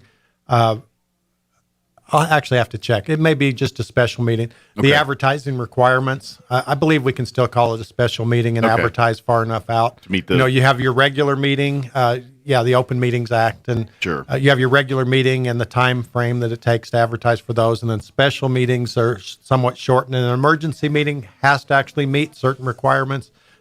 But you can do those fairly quickly. I think it's going to be a special meeting. Okay, very good. So if you're looking for labels of type of meeting, it's going to be a meeting. But it's going to be a meeting, yes. Whether it's special, regular, or emergency, it's still a meeting. That's right. So, and the way that came up is we were doing the redistricting. We've met twice. The first meeting, we had plans A, B, C, and D. After the first meeting and discussion, input from the public and from the commissioners, Plan D was augmented and became Plan E. It had some minor changes to it. So then at the last meeting, we discussed A, B, C, D, and E, and they determined that they wanted to no longer consider B and D because D and E were really the same except E had enhancements. Okay. And so that left A, C, and E left to talk about this time. Okay. Well, after the input and after some more thought, another great question from Calder Ezell. Commissioner Ezell says, what would happen if we left the districts exactly like they are? Oh. It's like, I kicked myself. It's like, why didn't I think of that? We feel like we all got to these change new it maps. to change it. It's like, well, And he and Commissioner Bilberry, it's like, if it ain't broke, don't fix it. and that's what I was about to say. Have you guys seen any population shifts in the county where it warrants a major move in some of these lines? There are some changes, of course, in the population, and it's very important that keep the demographic correct so that you have the appropriate percentage of Hispanics, for instance, in an area or other groups. And you have to be within a 5% tolerance of the perfect number of voters in each district. Gotcha. And so you move precincts around and you don't want to split precincts. Half of it's in this district and half's over there. You don't want the guy next door. Or checkerboard, our county. We can't do that, or it doesn't make sense to do that. You want something that's got some kind of flow to it. After that question was asked, we said, we definitely need to take a look at what the current situation is. Because maybe we're already within. I mean, we've been happy with that for 10 years. The community seems to be happy with it. So maybe we need to take a look at it. Okay. So we requested to take a look at those maps and the demographic information. Yesterday, the commissioners came forward and they suggested the existing, because they did talk with our demographer. Okay. They suggested the existing with moving only one precinct into a new district, but we had none of the numbers. We failed to communicate, I guess. Gotcha. And anyway, a minor problem, but we felt like it was better to get the maps out to the community. Gotcha. And make sure everyone got a good look at those. So the theory of that one was put together, but it wasn't officially drawn up, I guess. It wasn't officially drawn up. Gotcha. And we wouldn't have to do that, but our commissioners believe that, they want it to be a clear and transparent thing. Absolutely. And actually, we had a member of our community who is an expert on this. His name is Frank Sanchez. He's been involved in these for decades. Okay. I mean, every time a census comes up, he has. So his opinion been very weight. involved, and he commented, he'd like to see the demographic information. He said, and up to this point, you guys have been very clear and transparent. And if there's no map, I just don't feel like that's good. And the commissioners agreed with him. We want to be sure that we get that out. I should have the new map. Hopefully this afternoon we'll get it on the website. We printed great big posters in the county rotunda. When you walk in, there's maps all over. And unless you know what you're looking at, what in the heck is this?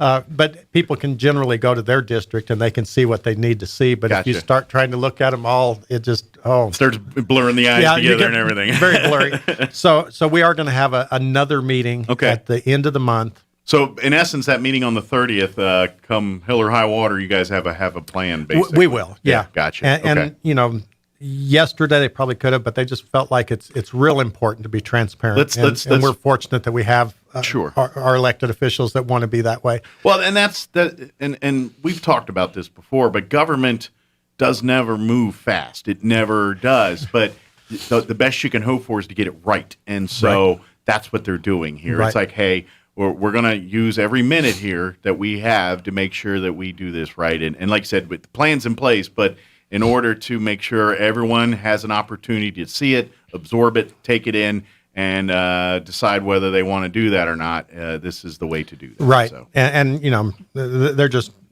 very considerate that way. Sure. They don't do anything behind closed doors. You know, they bring it out in the public and let everyone see And what's that's going how on. government should work. And when it comes to elected officials, why can't it work that way all the way to Washington? Wouldn't that be great? Well, I think a lot of confusion would happen. That's we get so locked into our what our parties want, what everything else wants, and we forget the common sense in the room, and that kind of like that almost sounds like a little bit of that happened at the commission. I mean, everyone's like, well, we got to move the maps, and everyone's like, wait a minute, what's wrong with the old ones? Well, and you're like, I don't know. Let's look. And thank goodness the commissioners thought of that. And like I say, I kicked myself. Why didn't I request that? You know, when we got those maps. We just automatically assume, well, we got to move something, and then we're like, wait, maybe we don't. Let's maybe look at we the don't, numbers. and it seems like that may be a very minor change, and keep it just like it is. Sure, so absolutely. that's a great deal. We're real happy Good. with that. So it might all come out in the wash here at the end. So I hope so. Good deal. And we also had an amended agenda. I don't know if you follow our agenda online, but we have to post our agenda just like we have to advertise that the regular meeting's coming up in order to meet the Open Meetings Act. Well, we have to have our agenda in place and show it. But there are provisions where if there's an emergency, you can amend it at the last minute, which we did. Which you had to do. Our agenda is published by Friday, the week before the commission meeting, to make sure that the agenda is out at least 72 hours before the meeting so people can take a look at it and know what we're going to discuss. So come Monday morning, we got our agenda all done timely last week, and it takes a lot of people a lot of work to get the agenda put together because there's a lot of moving parts. Sure. All these different things, different departments have to work together. And Everybody's got what they want to do it, and they got to somehow wrangle and organize that into one cohesive agenda. And we send that to Glenna Reed, who's our administrator there in the front. She puts together our agenda and makes sure it gets sent out to the mailing list, gets put on the website. I mean, she sends it to IT. She doesn't actually put it on, but we make sure it gets on our Facebook page. You know, all those things have to happen. Mm-hmm. And she does a great job of collecting everything and being the bad guy. I need that stuff by Wednesday, no later than Wednesday, so I have time to put this together. The wrangler. so she does good there, but we had to do a change. We had our agenda online like we're supposed to at the end of last week, online and posted physically in the hallway. I mean, that's actually what we have to do is post it physically. The other stuff is additional that we do. Gotcha. So come Monday, I get an email from the Association of Counties, New Mexico Association of Counties, and there is an opioid settlement lawsuit. The big three opioid providers acknowledged that they allowed people to become, you know, through whatever. So there's a class action. Prescription, you know, or whatever, but there's an opioid problem, as we all know. We are very, if you miss that one, you're kind of not looking very hard. I think there were 16 counties in New Mexico that joined the suit. Chaves County was not one of the ones that joined the suit. Okay. But there's 16 that joined, 17 who did not. And they're ready to settle. And all of us have the opportunity to be involved in it, even if we didn't join the initial litigation. Okay. And New Mexico will get more money. This is a nationwide thing. So they're letting the guys that didn't jump in. Hop in now. Okay, gotcha. And it's municipalities over 10,000 plus counties can all join in the suit. And the more of us that do, the more of the pie New Mexico gets. Gotcha. So it's very critical that we all get on board and join all for that. one for all type mentality. Gotcha. And so they sent this email out Monday saying time is they didn't tell us time is of the essence, but they said you have until January 2nd to decide if you want to be involved in this. To enter the Publishers Clearinghouse. January 2nd. And, you know, how do we do that? That's like next week. and a lot of counties, you know, they have their commission meetings second week and stuff. So everybody's behind the eight ball on this, except for the 16 who are already involved. So we have to ask the commissioners, do you want to be involved in this so we can get our cut of the settlement? Gotcha. And obviously we do. It can only be used for certain things. You know, I think they call it opioid remediation in this 150-page. So it's like education settlement. and well, people, you know, that have been incarcerated, rehab, education. There's a lot of components. Is there like funding in like the jail can use for some of this stuff? Or? Yeah. Awesome. And good. so law enforcement. Of course, detention is law enforcement as well. So it's used for law enforcement education, those kind of things. And awesome. like I say, it's about 150 pages, and so I didn't read it, but they called it opioid. Whatever I just said. Yeah, I can't remember. Whatever. Yeah, it was something. So anyway, we want to be a part of that. Okay. And so we amended our agenda and put that on as an emergency action item. Okay. And then when we found out that we were going to have a special meeting, our attorney came up to me and whispers, he says, now that you need to drop agenda item number 9, because now it's not crucial that you do it at this meeting, you can advertise it appropriately. Okay. Which was very interesting.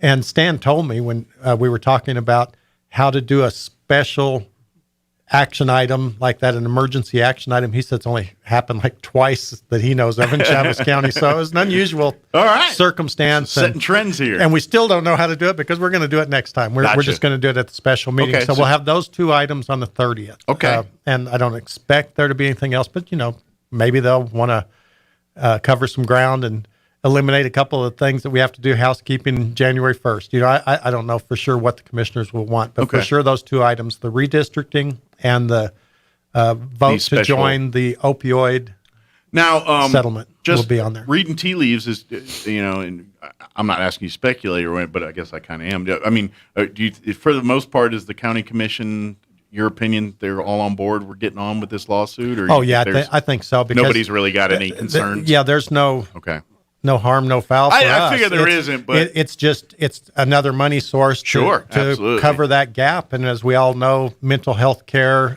substance abuse, all those types of things are serious problems, not only in our community, but nationwide. My only thing I hear about this is like, we shouldn't be getting funds for this just through lawsuits. We should be getting this from our state, from our federal governments here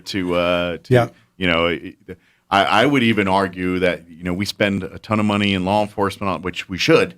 I say we need to put that kind of focus on some of that. In my opinion, that's just me nationally, when we talk about this, because my opinion, we can stem our gun issues, our violence, all this is mental health related. And I think if we spent more time in that, these other problems are symptoms of that, and they start going away. So that's my opinion. You gave me a perfect segue into the next part of our commission meeting. Yeah. Actually, I'm jumping ahead just a little bit, but because of the agenda item number 1 was a lease between Chaves County. You like my radio voice? Between Chaves County and Olive Tree Investments. Okay. So Olive Tree Investments owns a building at, I believe it's 110 East Mescalero. Okay. Used to be the Turquoise Building. It's where the mental health not evaluations, but a lot of help. Yes, is there screenings and what have you. It's a part of La Casa. It's so multifaceted. It's hard to just nail down exactly what they do. They do mental health stuff there. They do a lot of stuff to help our community and to help people who need help. Yeah. And so that's great. We've been leasing that building for several years now from a previous owner. The building just changed hands. Okay. And so when we started out, when the Turquoise group left, just basically kind of overnight, La Casa stepped in and kind of helped to save the day because we had absolutely no mental health. That was a few years ago. Yeah. And so what we did at the time, we offset their rent by saying, okay, Chaves County will pay a portion of your rent. The city of Roswell jumped in and helped us for a little while, paying a portion of the rent, and La Casa paid a portion of the rent. Okay. So this lease has gone on for about 5 years. After a period of time, the city stepped back, and the county has continued to pay. And in fact, there was an escalator on the rent, and the county did not pass that on to La Casa. This is one of those things that the county does kind of behind the scenes. Nobody realizes, but we paid more of the lease for them than they actually paid by the end of the lease. Just being good stewards of the what they do recognize for us. that that is a necessity in our community, and we have to have it. Otherwise, it wouldn't be a necessity, I guess. But think of it in this term: is if you don't support La Casa doing it, then the county's got to come up with a program. We got to come up with it. And the thing is, we show when you assist an agency like that, you have to show how much they provide to the community. You have to put a dollar amount on it, so there's an anti-donation for transparency, right? And it's illegal to just pay someone else's rent. So we have to do an evaluation and say this is how much the cost of doing these services are. These are avoided costs. Sure.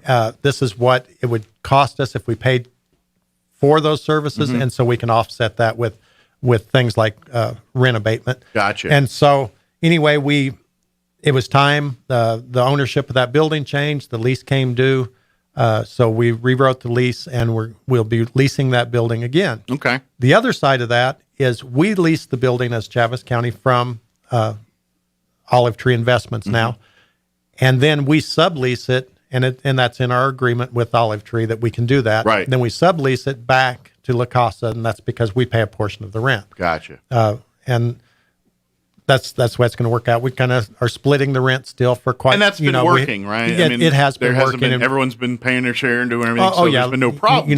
They've done that, and of course we feel like that allows us to help with the mental health, substance abuse problems that we have in the community. Relationships work well. Let's keep it going. There's nothing. Again, if it's not broke, let's not try to change it. Here. So that was the first two agenda items that we did. First thing we did yesterday, actually, is we had longevity awards for our employees. Anyone that's been there at least 5 years, 10 years, 15 years, 20 years. We even had one gentleman that's been there for 25 years. And I would say you probably have quite a few people that fall in these categories because you just, that's the thing. You get some great people, and once they get into the county, it is. I mean, it's a job and everything, but it really is got a family. We have really good benefits. Yeah. That's the thing. Sure.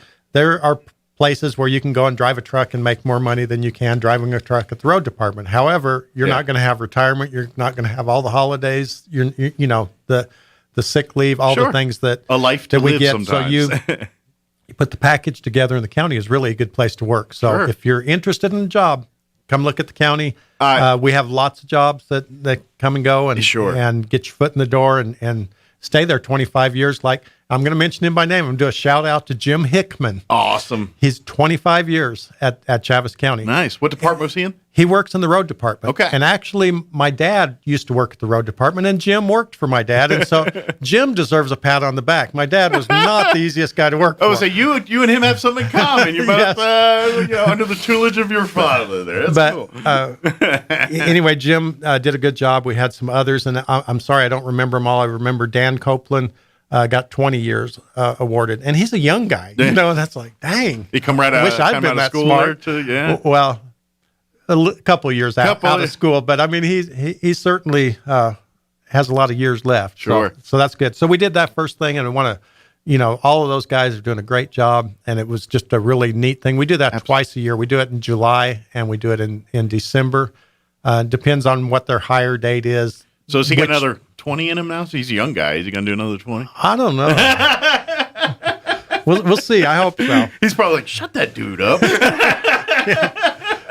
Well, he does a great job. He's a blade operator down in the Boot Heel of Chaves County. So he knows all the ranchers down there. And, anytime it rains, everything washes out. And they call, oh, my gosh, we can't get out. These guys are very responsive down there. He's not the only one that does these outlying areas with blading, but all of our blade operators are pretty amazing, and they are like family within those particular communities.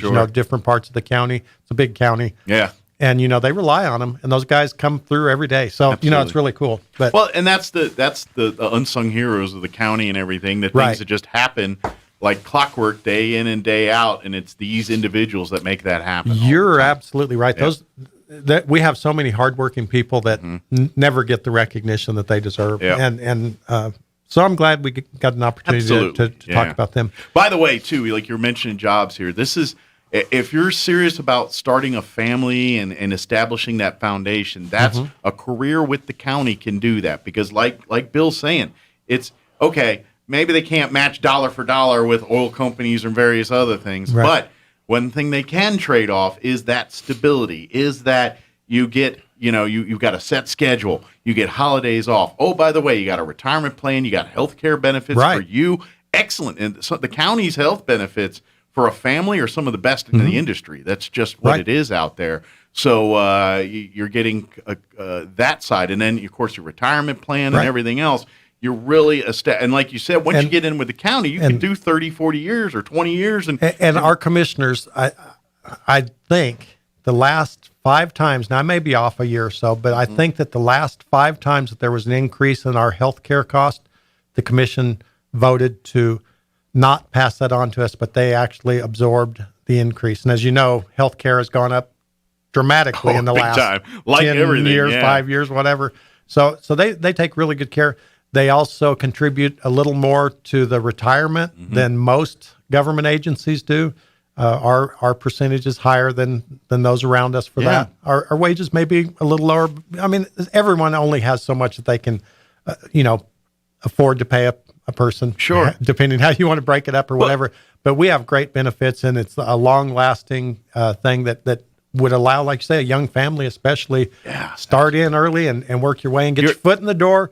And once you get in, you'll realize I can navigate through this system. I can lateral over here, then I can get an increase over here. I can go over to this agent or this department and do this job. And all still building towards that retirement, building towards that. And keeping things fresh. You don't have to come in and sit at a desk for 25 years doing the exact same thing. Some people thrive on that. Yeah, some like that. Others want to move around, and you have both opportunities, Absolutely. So come on down. Yeah, Get a job. Come on down to the county. Go visit the county's website or probably Workforce Connections as well. I'm sure those jobs are all listed through there. Too, we try to advertise everything really well, make sure everyone knows.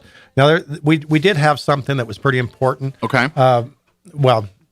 I think pretty much everything they do is pretty important, but this one's extra important. This one is extra important. We got a notice from some of our people that live over in the Boot Hill area near Mayhill. Okay. That the Forest Service, we've talked about this before, that we've been working on the Carlsbad Resource Management Plan with the BLM and working with them and towards a solution that works well for Chaves County. Right. We have a comprehensive land use plan in Chaves County that says this is how the county works. This is what makes it tick. These are the things that we need to keep in place. Agriculture, any number of factors are in there. That's our Bible for that. Man. That's what makes Chaves County work and what makes sure that people have jobs, make sure that people can survive. Gotcha. And so the federal government, when they develop land management plans and such, they are required by their own rules to coordinate with local governments. Gotcha. You don't just call them at the end of the process, say, oh, by the way, if you want to pick one of the 3 choices that we have out there, whichever one you feel is better, you can comment, and we're still going to pick what we want. Gotcha. So that's not really working with. That's not coordinated. Yeah, I don't think. And then they also have what they call cooperating agreements, a cooperating agency agreement, and those are supposed to be sent out to to the locals, where you can be a part of it, smaller groups and things of that nature. So as I've said, we've talked Carlsbad Resource Management Plan several times, and it's been in the process for many years now because we're making sure that we keep it going in a manner that works for Chaves County. Gotcha. And then the ultimate plan has to be approved by Congress. So okay. So anyway, we've been doing that diligently for several years. We've had some fights. We've had some things that have gone well. And it's not the local people, that do that. They're here doing their jobs. It's a lot of times the federal agencies kind of overexert themselves. So we've been doing this for years. Then we get a call about 3 weeks ago. One of the commissioners got a call. Commissioner Bill Berry, I believe, is the one that alerted me to it. We have some people over near Mayhill, and the Forest Service is fixing to take over their grazing allotments and make this wilderness area. What? Wow. We haven't heard about this. A little Gestapo-y here. So we went to an emergency meeting. Commissioner Bill Berry, we have a consultant that helps us on these things, and she's worked with us for years. Her name is Margaret Byfield, American Stewards for Liberty. She came and spoke at the 30 by 30 meeting that we had to let people know about that. Okay. She's helped us with the BLM fight, the overreach of the Fish and Wildlife and protecting a lizard in rather than taking care of the oil field of bread and butter. You know, there's a lot of those little fights. Yeah. So anyway, the three of us went to an emergency meeting that they had, a special meeting that they had in Otero County. They asked for our assistance because the Lincoln National Forest, while we've been doing all this other stuff, has been doing their land management plan for the next 10 to 15 years. So that's the Sacramento District, the Lincoln District, the Guadalupe District, I think, are all in the Lincoln National Forest. Gotcha. They reach over into Chaves County. The Guadalupe does, and the Lincoln may also. The Guadalupe District does, and the Sacramento District does. Okay. And they have provisions for that to be a wilderness area. So I immediately sent a letter to them saying, we're hearing that you guys are planning to do something in Chaves County, and you didn't even mention it to us. Yeah. And they said, well, we sent you an email in 2019, and you can comment. You know, we're going to do you a solid. We'll extend the comment period. It's actually closed, but we'll give you till the 15th to comment on this. And then they sent me 1,000 pages of stuff that you're supposed to read and be able to comment on within a couple of days. That's federal government action right there, boy. So we went to an emergency meeting in Otero County. We talked to them about the fights that we've had and understand how we do it. And again, Ms. Byfield is a great asset. She understands this. Their family ranch was actually taken away from them by the federal government. And so she has devoted her life to knowing how this process works and making sure that they comply with this process. Nice. And so it's personal for her. We went over and listened to what's going on. We did get our comments in a timely manner. We did send a letter to the Forest Service. We also passed a resolution yesterday opposing the Lincoln National Forest management plan, and because it's got wilderness areas. Mm-hmm. You know, the BLM plan had these same areas. They called them lands with wilderness characteristics. That is a lower, I guess, rating than wilderness. Once it's a full-blown wilderness, I mean, and lands with wilderness characteristics, it's close, but it's not the same. We've argued the whole time that 50 years ago, I believe it was 1974, that they assessed all the lands in the United States for wilderness characteristics, and the ones that met those characteristics became wilderness. Okay. And our question has been all along, what has made these areas more pristine in the last 50 years? You've now got a community water supply going through it. You've got overhead power lines. You've got buried utilities. You've got cable, other improvements, fences. And that's exactly what's going on in these cattle allotments. And it just seems like a land grab. We're trying to take this stuff over. And not only that, we're doing it without your knowledge. There were no public meetings in Chaves County other than an email that they supposedly sent in 2019. And they responded back to me, well, we're close to the end of the process. Normally, we would ask you to comment sooner.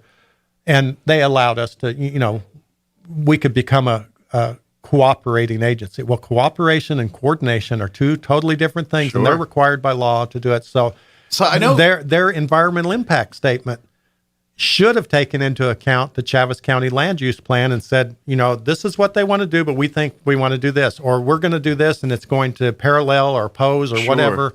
Now, they didn't even take our plan into account. So I mean, the resolution, everything commission did all that yesterday that's just the first step in is this going to go in a courtroom? Is that probably where it's going to end up? Or? Well, we've asked them, politely, hey, we need to start this process over.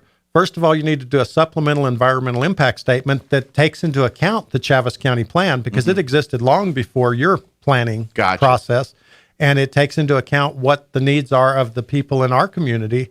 It takes into account things such as fire, right? And overgrown forest, as we know, create a lot of problems and fires in a wilderness area. They're not supposed to touch it. So, well, I guess I'm wondering, are the BLM going to... Well, it's not BLM. This is Forest Service. Forest Service, Yeah, I'm sorry. Will the Forest Service respond to this resolution, or is they just going to ignore it and we're going to have to do something higher? I mean, what do you anticipate is going to happen? We anticipate that they're not going to do anything. Okay. I've already sent the letter and given them a timeline to respond back, which they didn't. We've done the resolution now saying, we think that we need to have a coordinating agreement that says that we're a part of this. We need to start seat at this over. table. Yeah. We need to start off, and we need to help them develop the 3 or 4 plans to choose from. Not them develop 3, and then we pick the one that's the least offensive to us. Yeah, no, we get to be... Well, and we don't even get to pick that. We just get to comment on which one's the least offensive at this point. Bothers us the least. So we've asked them to go back to the drawing board, and we've given them their own information back to them. You know, the law says you're supposed to do X, Y, and Z, and we've sent that to them. You did not do X, Y, and Z, and we're waiting to see what they do at this point. Okay. We will probably, if they push it through, we'll have to go to court. Get the lawyers involved. So right. So more to come on that one, I'm guessing. Absolutely, there'll be more to come on that. So I need to wrap it up. I'm taking. Yeah, we got about 2-3 minutes here. Okay, well, let me tell you real quick. We also did the final disposition on the road hearings. We do that every year. Okay. The commissioners approve or disapprove roads back in May. The vacated roads, that happens immediately, but the roads that are status change, for instance, going from non-county maintained to county maintained, or from private status to county maintained status, they approve them in May, but then they have till December to bring them up to the county standards to do whatever repairs, put the gravel on, make bar ditches, and then the road director goes and inspects them and says, yep, they met the requirements. Okay. And so we did that yesterday. There were several roads, 4 roads, I believe, in Buena Vita that we approved, and will now be county roads. Okay. And there's another road just outside of Bitter Lake that we've taken on, and it's an unusual one because the ownership of that particular road is federal government. It's BLM land. And so normally we would get the owners of the land to deed us a piece 30 foot wide on each side of the road so that we have 60 foot right away. Well, the federal government doesn't work that way. So we've been actually working for almost a year now to get the right of way paperwork done so that we can utilize that as a road. Okay. The people came through, they did their part, they got it up to standards. It's good. Good. Along with that, when we do that in December, we also do our road hearing schedule, publish that. So we'll let people know when they can pick up their applications, when it opens, when it closes. That's probably the most important thing to know right now. Sure. If you're interested in changing the status of your road, if you want a road vacated or closed, if you want a non-county maintained road to become county maintained road, or if you have a private road that you want the county to take over, the applications are available. I believe it's December 27th, and the closing date is February 4th. We only do it one time a year. So gotcha. It's your window. This is your window to get your application, get it in, and then the process takes several months. But and we'll keep you posted as that goes. But that was something important that happened, and we had a couple other minor things, but we can talk about those later. Yeah, nothing, ground breaking or very good. Nothing is earth shattering as the other things on there. Very good. Of course, folks, don't forget you can always go back and watch them. The Facebook page, the Chaves County Facebook page, they had the video feeds of the commission meetings. You can just go down the wall there and find them. Of course, those meetings are always open to the public here. And then, of course, your next meeting will be on the 30th. At December the 30th at 9 o'clock. Special meeting, or whatever you want to call it officially. But what time is that? Special. What time is that meeting on? At 9 a.m. 9 a.m. And, of course, that's at the commission chambers there at the county admin building. Public is invited to sit in attendance. Encouraged for that. to attend. We really like to see people there. Absolutely. That's government work. You want to see what's happening. You want to see how things happen, how the sausage is made. That's where it's made. So, awesome. Well, if maybe we can get you on right after the new year, after that special meeting, and if there's any highlights from that one we need to let the public we can tell you how we determine the redistricting. That'll be important, and we talk maybe a little bit more about the opioid settlement. That's harder to say than I thought. Opioid settlement. Find the status on that. Very good. Right. We'll pick a date after the show. Great. Or after the deal here. Awesome. Well, thank you, sir. Merry Thank Christmas you. to you Merry and your Christmas family. to you. And we look forward to talk to you here next time. I guess it probably will be in a 2022 regardless, because probably so. Well, I'm off next week. You were talking about people taking off. You're one of those I'm guys. one of those people. Lucky you. And then the following week is my 37th anniversary. My poor wife has put up with me for 37 years, so I'll take one day off that week. Congratulations. That's awesome. Cool. Get her some more snaps. Yeah. You can get her a Triscuit. I think, what's the year 37? It's Cheez-It. Thanks, Bill. You're welcome. It's 8:58. Quick break for news. Don't go away. From macaroons to mattresses, these days folks are used to ordering just about everything. And it's no different at Roswell Ford. Here at the Tailgate Nation, it's time to order your new Ford. Yep, the Ford factories are working overtime to meet demand and to get the new Ford truck or SUV you want you need to order it. Place your order by the end of December, and Roswell Ford will give you a $1,000 cash discount. And when it gets here, it'll be like Christmas all over again. But if you're looking for instant gratification, Roswell Ford has more than 100 excellent pre-owned vehicles in stock and ready for delivery. Each one has passed a rigorous 139-point inspection, and each one comes with a 3-day money-back guarantee. And one last thing, wintertime is no time for car trouble, so bring your vehicle in for a complimentary winter vehicle inspection with any maintenance or repair. So come see us at Roswell Ford and have a wonderful Christmas season. Mays Lumber has all the hard-to-find hardwood you've been looking for. Oak, cherry, walnut, poplar, and maple. Plus, hard-to-find exotic woods like purple heart, zebra wood, ambrosia maple, black limba, and bloodwood. Perfect for that one-of-a-kind gift piece or table. Get ready with Formica and Wilson Art countertops in 12-footer custom length with installation available. Make it happen at Mays Lumber, 115 South Virginia in Roswell, serving southeastern New Mexico and beyond since 1934. The great one, Mark Levin, is now in Roswell on 106.5 KEND Roswell. I'm Rich Thomason. Critics say it's an outgrowth of Biden open border policy, Mexican drug cartels flooding the United States with deadly fentanyl, according to Drug Enforcement Administration Chief Ann Milgram. She says the death toll staggering. Over the past year, 64,000 overdose deaths involved synthetic opioids, predominantly fentanyl. This is an existential threat to our communities, bringing harm and violence and shattering families. Milgram says the Mexican cartels using social media apps to aid in their deadly work, delivering enough fentanyl into the U.S. to kill every American.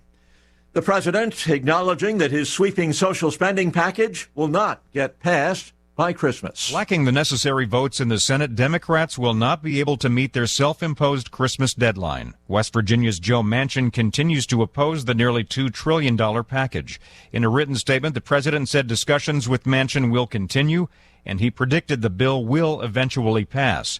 But pushing it into next year is a setback for Democrats. Greg Clugston, Washington. And Senate Republican leader McConnell applauding Manchin for standing up for what he believes in by demanding changes in the astronomically expensive Build Back Better bill. With many Democrats openly displeased with Manchin, Senate Minority Leader Mitch McConnell stoked the fire at a year-in-review news conference. I've suggested for years it would be a great idea, representing a deep red state like West Virginia, for him to come over to our side. And that report from correspondent Mike Gracia. On Wall Street, stocks have turned mixed. The Dow still in the red. It's down 298 points, but the Nasdaq has turned around, now 51 points higher. The S&P 15 points lower. More on these stories at townhall.com. Are you facing yet another holiday season alone? Are you missing the fun of real connections? When was the last time you met someone you were really excited about? So be honest, what does your love life look like? Hi, I'm Jackie Dorman. If you're looking for the answers to these questions, I've got a solution. I'm personally inviting you to join me and thousands of women just like you to my free Married in 12 Months challenge, happening now at lovestories.com. From the privacy of your own home, you will become part of an amazing worldwide movement of women where you'll experience how to reclaim your love life, heal your heart, and unlock the secret to finding your spirit mate. Just sign up for my free Married in 12 Months challenge at lovestories.com. The challenge is happening now at lovestories.com. That's lovestories.com. British Prime Minister Boris Johnson's Conservative Party suffering a stunning defeat in a local election, considered a referendum on his government amid weeks of scandal and soaring COVID infections. Helen Morgan from the opposition party, the Liberal Democrats, overturned a Conservative majority of almost 23,000 votes from the last election to win Thursday's contest in North Shropshire, a rural area of northwest England. The election was called after the former Conservative Member of Parliament there resigned amid a corruption scandal. Against this backdrop, opponents, as well as supporters, are questioning Johnson's handling of the pandemic after coronavirus infections soared to records this week as the highly transmissible Omicron variant swept through the country. Charles de Ledesma, London. It's under investigation as a possible arson fire ablaze in western Japan claimed more than 24 lives. Townhall.com. We are paying $1.12 more per gallon for gas this Christmas than we did 1 year ago. Since Monday, AAA says the national average for a gallon of regular gas has decreased by 2 cents to $3.31, while gasoline demand increased. A typically growing demand and tight supply would support rising pump prices, but fluctuations in the price of crude oil have helped to put downward pressure on prices. However, this week, crude prices have risen above $70 per barrel, and if crude prices continue to climb, pump prices will likely follow suit. Highest price in California at $4.76 a gallon, lowest in Texas at $2.90. Rhonda Rockster reporting. As the storm damage cleanup continues, another body recovered from the rubble left by a powerful tornado that devastated parts of Kentucky. The latest victim, a 13-year-old girl from Bowling Green. Once again on Wall Street, the Dow down 324 points. More on these stories at townhall.com.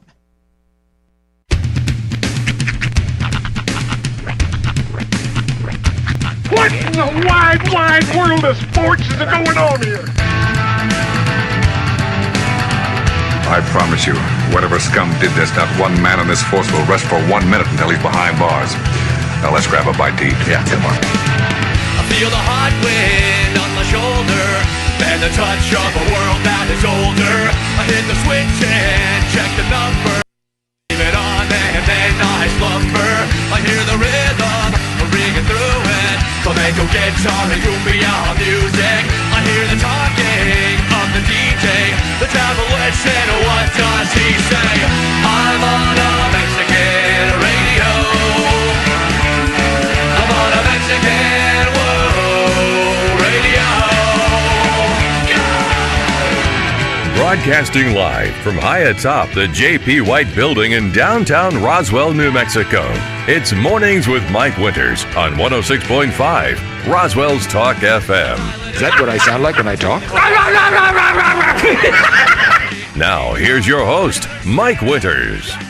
And good morning. It is 6 minutes after 9 o'clock.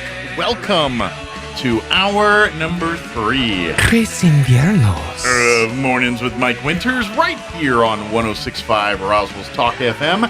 Happy Friday, everybody. Mm-hmm. Welcome to the end of your work week. Yes, sir. And just about the end of the fall semester for many of the kiddos around town. Yep, fall semester already wrapped up for most of the college kids. They've already started their holiday break by, yes, I believe today, the last day for Roswell Independent School District. Yeah. For a couple weeks. My wife wore pajamas to work today. Nice. Yeah, you know, it was like pajama day or something. Yeah, that's what I'm hearing is it was pajama day today, but I went to take care of Rhiannon's library fees yesterday at the school, and there were kids in pajamas yesterday. So maybe it's by school. Well, I was thrown off because she had a note that today was pajama day for her, too. So okay. I don't know. Maybe some schools did a pajama day one day, or some classes. Some classes, I don't know. I don't know. I don't know the protocol. My theory is some teachers decided to phone it in 2 days early, and we're like, we're going to do videos for Thursday and for Friday because we're going to watch, both. We're going to watch Christmas Vacation one night. I can't watch that in classrooms. Polar Express one day, and then, The Littlest Toaster the next day. Yeah, something like that. Or another. Rudolph. See, there were so many good holiday like specials when I was a kid, and I find them still on YouTube to this day. Like, I remember, and maybe this is just an obscure me thing, but I remember the Garfield and Friends Christmas special. I kind of remember that one. It was one they aired every single year. Yeah. It was a big thing around my house. That, and then the Charlie Brown specials. Well, Charlie Brown's a classic, right? They used to play a lot. Like when I was a kid growing up, there was always like quarterly on the network television. A Charlie Brown special. They always, like, the Thanksgiving one was always on. The Christmas one was always on. The Easter one was always on. The spring one? There was but there was like a couple special ones, like Snoopy gets lost or something, and there's like another. The one that was my favorite, it's real obscure. is Race for Your Life, Charlie Brown. I remember that I one. love that I remember one. The Race boat for Your race. Life. Yeah, Race for Your Life, Charlie Brown. I remember that. Race for Your Life, Yeah, Charlie Brown. Yep. Yeah. You know, this is. I'm starting to have a newer movie as one of the ones I'm leaning as one of my more favorite Christmas. Not the favorite. Okay. But I think I know which one you're going to say too. Go ahead. Fred Claus? It absolutely is. I laugh every time I watch Fred Claus. I don't know if it's a Vince Vaughn thing. You know what? It's a combination. I enjoy that movie. It's the Vince Vaughn universe that he's built for himself of kind of his ancillary characters. Yeah. And just kind of, you don't necessarily. It's definitely a good mix. And I'm a fan of Vince Vaughn comedy, like his delivery, and it's all the same. Like every movie, he he's plays got the that same character. Yeah. I like every that man character. with a heart of gold, essentially. I like that character. You put him in Starsky and Hutch, I'm laughing. You put him in Fred Claus, I'm laughing. You put him in Dodgeball, Wedding Singers or Wedding Crashers, I'm laughing. You know. Sorry, I like what I like, and that's what makes me laugh. The best comedic actor is one who can play the best straight man in a comedic movie. And that's what Vince Vaughn is. He plays the perfect straight man for everyone else's It's like Rodney foil. Dangerfield. Like, no matter what movie Rodney Dangerfield's in, it's still Rodney Dangerfield. Sure. You know what I mean? Whether it's in Ladybugs or Back to School. Hey, everybody. We're all going to get laid. Yeah. or Easy Money. It was Dangerfield. And now Vince Vaughn's not necessarily a stand-up comedian. Right. I mean, I think he's done some. That's the thing is Vince has surrounded himself with funny people. Yeah. It's like even if you look at his stand-up, his I think it was called the Wild West Comedy Special Roundup or something like that. It's literally just comics that are funny to him, like Cap, like some of the comics that are in his realm. Yeah. That are just funny to him. He was just like the guy in between that was bringing them on. He was the talent. He was the name that drew the people. He was the face that brought the butts to the seats and put the kids, the people in the place. Exactly. So, thank you to McDonald's. It is a McDonald's Friday. They provide us with delicious breakfast treats each and every Friday. I just had my hash browns and tea today. I'm going to dig into a sandwich at some point here because I got to. And and a big thank you to them. Of course, swing by any of your two McDonald's soon that South Main's coming soon. Don't forget they got the Mariah Carey specials going on, the 12 Days of Mariah Carey. That's right. Going on the app. Download the McDonald's app. It's free. And each day, the 12 days leading up to Christmas, they got a little a special deal for everybody. Today's deal is a cheeseburger. With a $1 purchase, you get yourself a free McDonald's cheeseburger. I'll argue the best burger on the menu.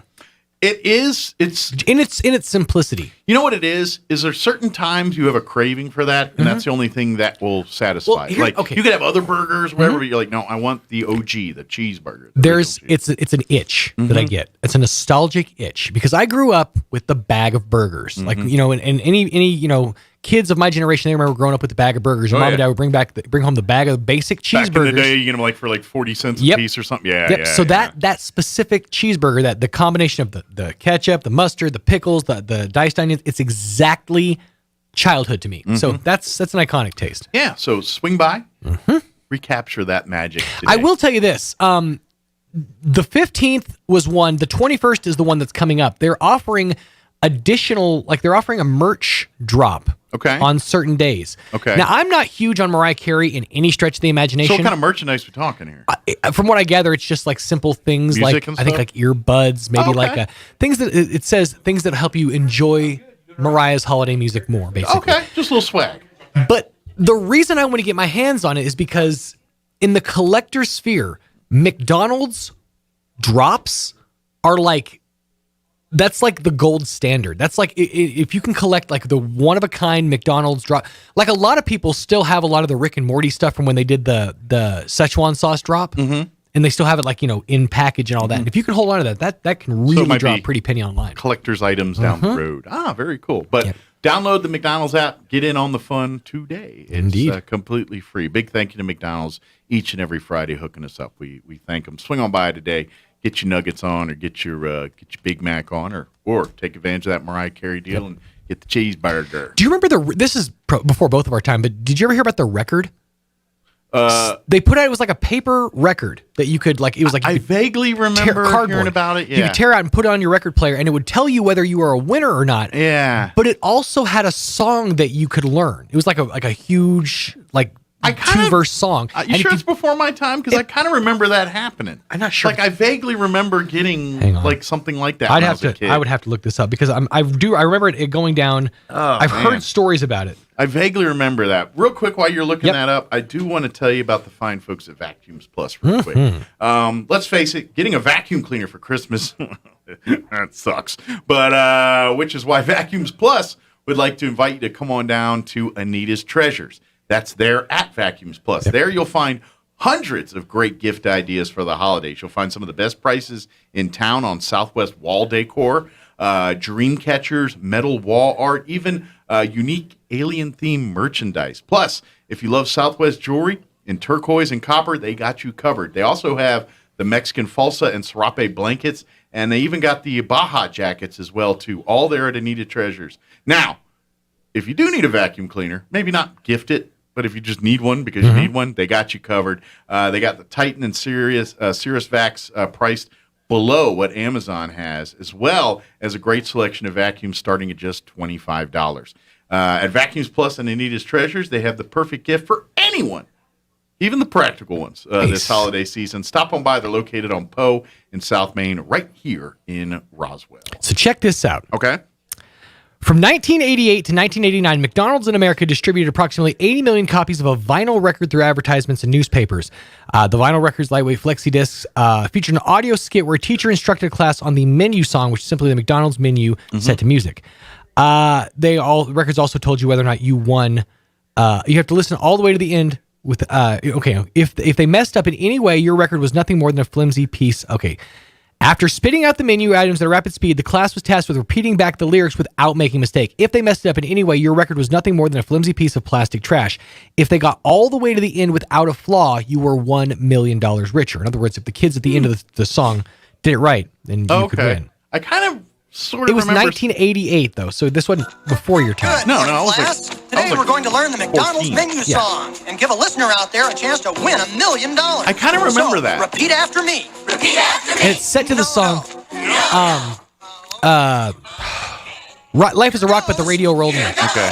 Big Mac McDLT, a quarter pounder with some cheese fillet, a fish, a hamburger, a cheeseburger, a Happy Meal, McNuggets, tasty golden French fries, regular, larger size of salad, chef or garden, or a chicken salad, oriental, big breakfast, egg McMuffin, hot cakes and sausage, maybe biscuits, bacon, egg and cheese, or sausage, Danish hash browns, 2 and 4 dessert, hot apple pies and sundaes, 3 varieties of sauce, or cone, 3 kinds of shakes and chocolate, chip cookies, and a drink of Coca-Cola, Diet Coke, and orange drink, a Sprite and coffee, decaf, 2, a low-fat milk, also an orange juice. I love McDonald's, good time, great taste, and I get this all at one place. Life is a rock, but the radio rolled me. There you go. At the end of my rainbow lies a golden oldie. Sorry, I love that song. Oh, just gonna let you go. Cool. That's cool. I do remember that. Yeah, that's not before my time. I just, for some reason, record, it triggers like 60s or 70s. But yeah, that was 88. So oh, yeah. That wasn't even before my time. No, yeah, you were around. I was 4. I was there, though. But he had a beard. Still, yeah. I was rocking the soul patch back then. It was simple. Kept it low, you know. 2-foot kid with a beard. It is 9:16. We're going to get you updated with the weather here in just a second. Leah Boone with Central Valley Electric Cooperative will join us here in just a few to give us an update on what's happening over at CVE. But first, here is your weather. I'm meteorologist Steve Hamilton with your Pecos Valley weather. We've got some cooler temperatures on the way for our weekend as a cold front starts moving into eastern New Mexico. Still pretty warm today, 65 to 70 on our afternoon high and partly sunny. A few clouds overnight and getting cold with our lows in the lower 30s.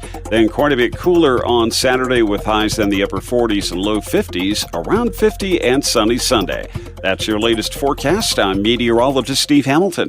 Thank you, Steve. Currently 42 degrees here in Roswell. Humidity is at 35%. Winds are out of the north at 6 miles per hour. Partly cloudy today. Nice, pleasant actually. 67 our high. Winds, not bad. Out of the north, around 5 miles per hour. Tonight, going to be a little chilly. Partly cloudy. Overnight low of 31, so just below freezing tonight. North winds 10 to 15. Cooler temperatures for the weekend. Mostly sunny, high of only 49 tomorrow with north winds 5 to 10 miles per hour. Saturday night's going to be a cold one, cloudy, overnight low of 25 with southeast winds at around 5 miles per hour. Another chilly day on Sunday, mostly sunny, highs right around 48 with winds out of the south 5 to 15 miles per hour. And then Monday, for those that do have to go back to work on Monday, sunny skies, highs back into the low 60s, 63. And looks like we're going to be floating in, it's going to get warmer as the week goes. It'll be each day, like mid-60s Tuesday, upper 60s Wednesday, low 70s by Thursday of next week. That's what they're saying right now. So we'll see how that shapes up later on. All right, it is 18 minutes after 9 o'clock. Time for a quick commercial break. Your Mannheim Steamroller 12 Days of Christmas special. That's coming up next year. And then on the other side of the break, we'll have Leah Boone with Central Valley Electric Cooperative join us. Don't go away. You're listening to Mornings with Mike Winters. I'm Chip Davis of Mannheim Steamroller. Each Christmas, there are certain traditions that we just do. We never question why, we just do them. Mistletoe and holly are two of these. Both are holdovers from ancient pagan winter celebrations. In England, mistletoe was linked to a druid goddess named Frigga, a goddess of love. Meanwhile, the ancient Romans celebrated for 7 days in December, honoring Saturn, their god of agriculture. Holly was the main decoration, along with candles, and even a gift exchange. But remember, no matter what the origins, Christmas is what you make it to be. And I'm Chip Davis of Mannheim Steamroller. Brought to you in part by Epson. Kiss expensive printer cartridges goodbye with Epson's EcoTank printers. Just fill and chill. And happy holidays from Epson.com. Get Grinchy this Christmas at Roswell Honda. The Grinch stole Christmas and brought it all to Roswell Honda. And that means great deals for you across the lot, like a Honda Odyssey for just $99 a month. Get a free pecan pie and even a trip to Vegas just for stopping by, and a free HD TV with purchase. And register to win one of 3 Michael Kors purses, a Keurig, an air fryer, and even a 65-inch 4K smart TV. Leave the hoo-hash at home and head for Roswell Honda, 2177 West 2nd. And Merry Christmas. It's that time of year when your home is filled with friends and family. The perfect time for new furniture from Glenn's. Reinvent your living room with stylish power reclining furniture. Make room for the whole family with a big, beautiful dining table. Surprise your out-of-town visitors with new bedroom furniture. Glenn's has quality furniture you'll be proud of for years, and they'll deliver it for free. So hurry to Glenn's Furniture at the corner of Union and Alameda in Roswell. Glenn's, making the season bright and beautiful since 1953. Have you noticed the days are getting shorter? This is Jim Gill from Roswell Seed Company. I know it's kind of hard to tell, but we're on the downhill side of the year, so every day is a couple of minutes shorter than the one before, even though your plants need plenty of food and water to keep them healthy. Like those globe willows that are turning yellow. A good dose of the right fertilizer will make them bright green again. No matter what the problems you're having, we probably have a cure at Roswell Seed Company. But come see us soon, because winter's coming, you know. When you think of home health care here in Roswell, what's the first thing that pops into your head? That's right, Frontier Medical. We've been doing it better than anyone else for over 20 years. From in-home nursing to physical therapy and so much more. Doctors and hospitals from Albuquerque to Lubbock and everywhere in between have been trusting their patients to us here at Frontier Medical. So when it's time to make a choice, remember Frontier Medical. 575-627-1112. Frontier Medical. Name to remember. Roswell is our home. That's why we've all got to do our part to stop illegal dumping. Throwing your trash, clutter, or yard debris in the alleys, sidewalks, or streets is a crime, and it takes time and money to clean it up. Those caught dumping illegally can face fines of up to $500. You can help by taking your waste to the landfill once a month for free with a paid water bill. Call the City of Roswell Solid Waste Department for more information at 575-624-6746. Help keep Roswell clean. After all, do you want your kids to grow up in a dump? Here's a Mornings with Mike Winters fun fact. Alaska is the only state name that can be typed on one row of keys. Go ahead and try typing the other 49 states. We'll wait. Here's Mike Winters.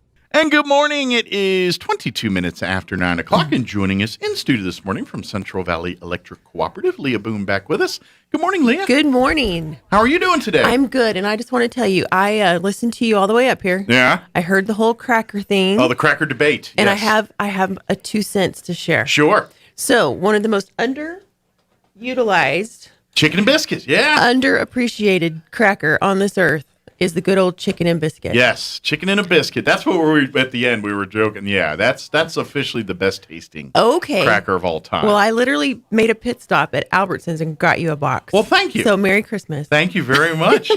You know what? That will get consumed quickly. Good. I'm telling you, it'll get eaten up. Yeah, they're yummy. I are. didn't even know about them until a few years ago. And they're one of the few crackers that you can eat sans cheese, spread, whatever. I mean, they're fine to put things on them, but by no means are you required. No, those are them. good ones. Yeah. Well, thank you. Yes, you're welcome. I'm going to hide those from Sean because he'll inhale them. Till he eats a Triscuit, he don't get one. Oh, there's so many different good Triscuits out there too. I'm a fan of. You know what it is? I think about Triscuit.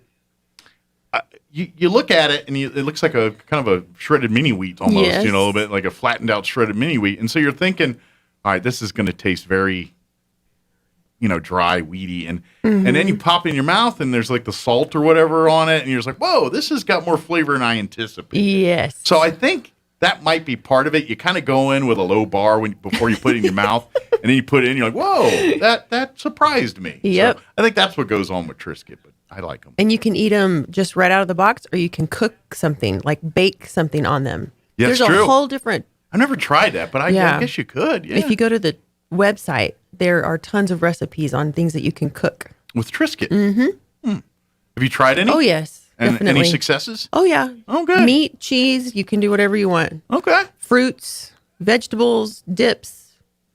Wonder if there's a Triscuit dressing. Like, they do cornbread or other. I wonder if there's a Triscuit or a version. meatloaf. Yeah. Ooh, a meatloaf would be good. Yeah. See if you can put wheat thins in a meatloaf, huh? I'm not sure that would hold much liquid. Oh man. Wheat thins have their purpose. They're just fine. Yeah. But don't try to tell me that, I think where I got mad was he was trying to tell me a saltine was tastier than a Triscuit. Then I was like, now you're just saying dumb things. That was a good discussion.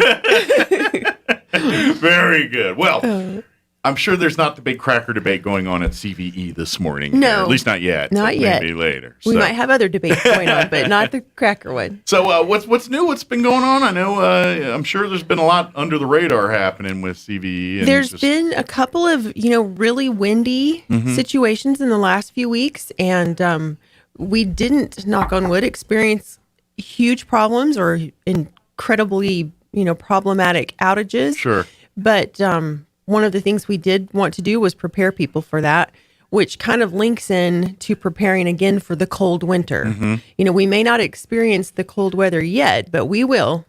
Oh, yeah. At one point, it'll all happen in one day. Yeah. Which we want people to be better prepared, as we are trying to be better prepared for the potential cold weather that might cause any issues with receiving power. Yeah. And when I say receiving power, I mean that being distributed to CVE and then sent out to all of our folks. Sure. So we need to be sure that people, if you expect weather, and I highly encourage people to watch the weather, watch our website, watch our Facebook page, get prepared for those days. Make sure you have, your telephone is charged up. Sure. You've got our phone number. You've got, if you're on oxygen, be sure you have some secondary options. Sure. Well, and this is just symptoms of where we live. We, we're rural living communities in southeast New Mexico. Amenities aren't always at your doorstep. That's so we by default just have to have that mindset anyway a little bit. And that's where we just want to remind folks, hey, make sure, maybe it's not, you live out on a farm, out in the ranch somewhere, maybe you should have a backup generator laying around just in case. Make sure you have adequate supplies of water, medicines, and things like that in case these things happen. That's just good stewards of being around. And unfortunately, when these weather storms and things like that happen, it kind of comes at you sudden, and you're like, all right, you necessarily don't have time to prepare at that moment. Yeah. So that's why it's good now to just think about it. Hey, maybe we should keep a supply of water somewhere, or keep a backup generator, or keep a flashlight or a radio that doesn't require a battery powered radio or something. That I know smartphones take care of a lot of this, but what happens when the smartphone dies? What do you have as a backup plan there? Is it another a separate, self-charging thing to keep your phone going or something? Think about those plans and have something in place, whatever suits your family best. Most definitely. And we had an article that we were reading in our Rural Electric magazine the other day called The Fury of Uri, and how that affected so many different people across New Mexico, Texas, even through the whole Southwest Power Pool. And it was amazing how well we were able to compensate for whatever damages were occurring, whatever freeze was occurring. And, our members did not have to suffer through long outages like the folks in Texas. Thank goodness. Yeah, absolutely. CVE's been very on top of things. And, when we've had our brownouts or Power Goliath even, when a lot of stuff went down, I got to be honest, surprisingly, power and things like that, we were all worried about that and waiting for it. Almost all of us were like waiting for it to happen. We're like, well, it didn't happen. And that's the credit to those people, prepared, but then obviously the linemen and everybody going full tilt to making sure everyone had the necessities they need to survive that storm.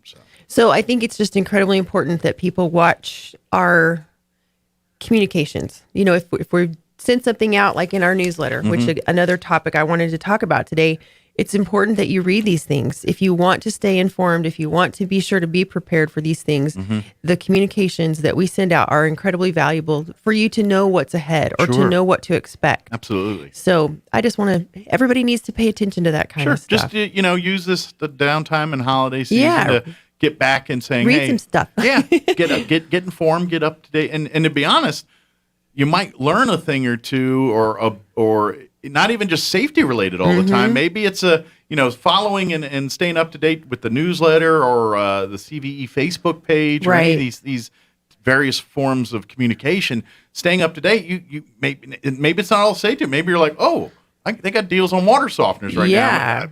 I got one getting ready to go out or is going out. Or something fun, a fun event. Or a fun event or something like that. Yeah, we got, like one of our annual meetings coming up. Where you come and eat. That'll look for that, springtime, friend? March. Yeah, March time. That'll be coming again. But stay linked to those things. And that way you kind of don't miss out. That's right. And one of the things that we do realize is that the hard copy newsletter doesn't go to everyone because not everyone gets the hard copy bill anymore. A lot of people are paying online or through app or whatever. So they have paperless billing. So, but these newsletters are available online on our website, and they're also available by email. So we do have digital format of our newsletter where we can send that out every month, but you have to sign up for that. Gotcha. Just get on the mailing list, basically. Yes, and you can do that also on the website. Just click on the button to get your email services and pretty simple. And then while you're there, if you want to get more technically advanced there, learn more about Smart Hub and all that technology that's available to you as well. If you want to, maybe you're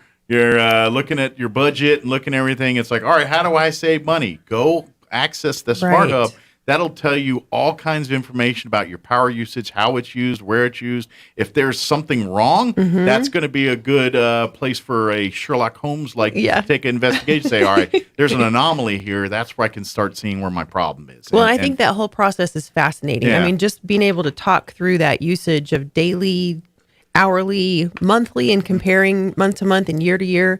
Those are really good conversations that we've been able to have with our members. But it's also like your own little, everyone likes buying their Fitbits and everything. It's almost like your own version of that for your power. And that's a good comparison. Yeah, where you're saying, okay, why is my bill higher this month? Well, let's go back. All right, well, it seems during this time we're using a lot more power. What was going on there? Right. And then you can kind of trace back a little bit or at the same token kind of look at it and say, all right, you know what? I noticed it's a little higher. Maybe we can turn the thermostat up or down a few degrees while we're gone here, and that'll knock a few bucks off the bill each month. But you can see that almost in real time on the Smart Hub there while it's going. So if you want to go check that out, if you need help trying to learn and navigate that, don't hesitate to call CVE, and they'll be happy to give you a little tutorial on how to work all that. That's stuff. right. That's right. Very cool. What else we got? So in the newsletter that came out in December, we were making people aware of some of the supply chain issues that we're experiencing.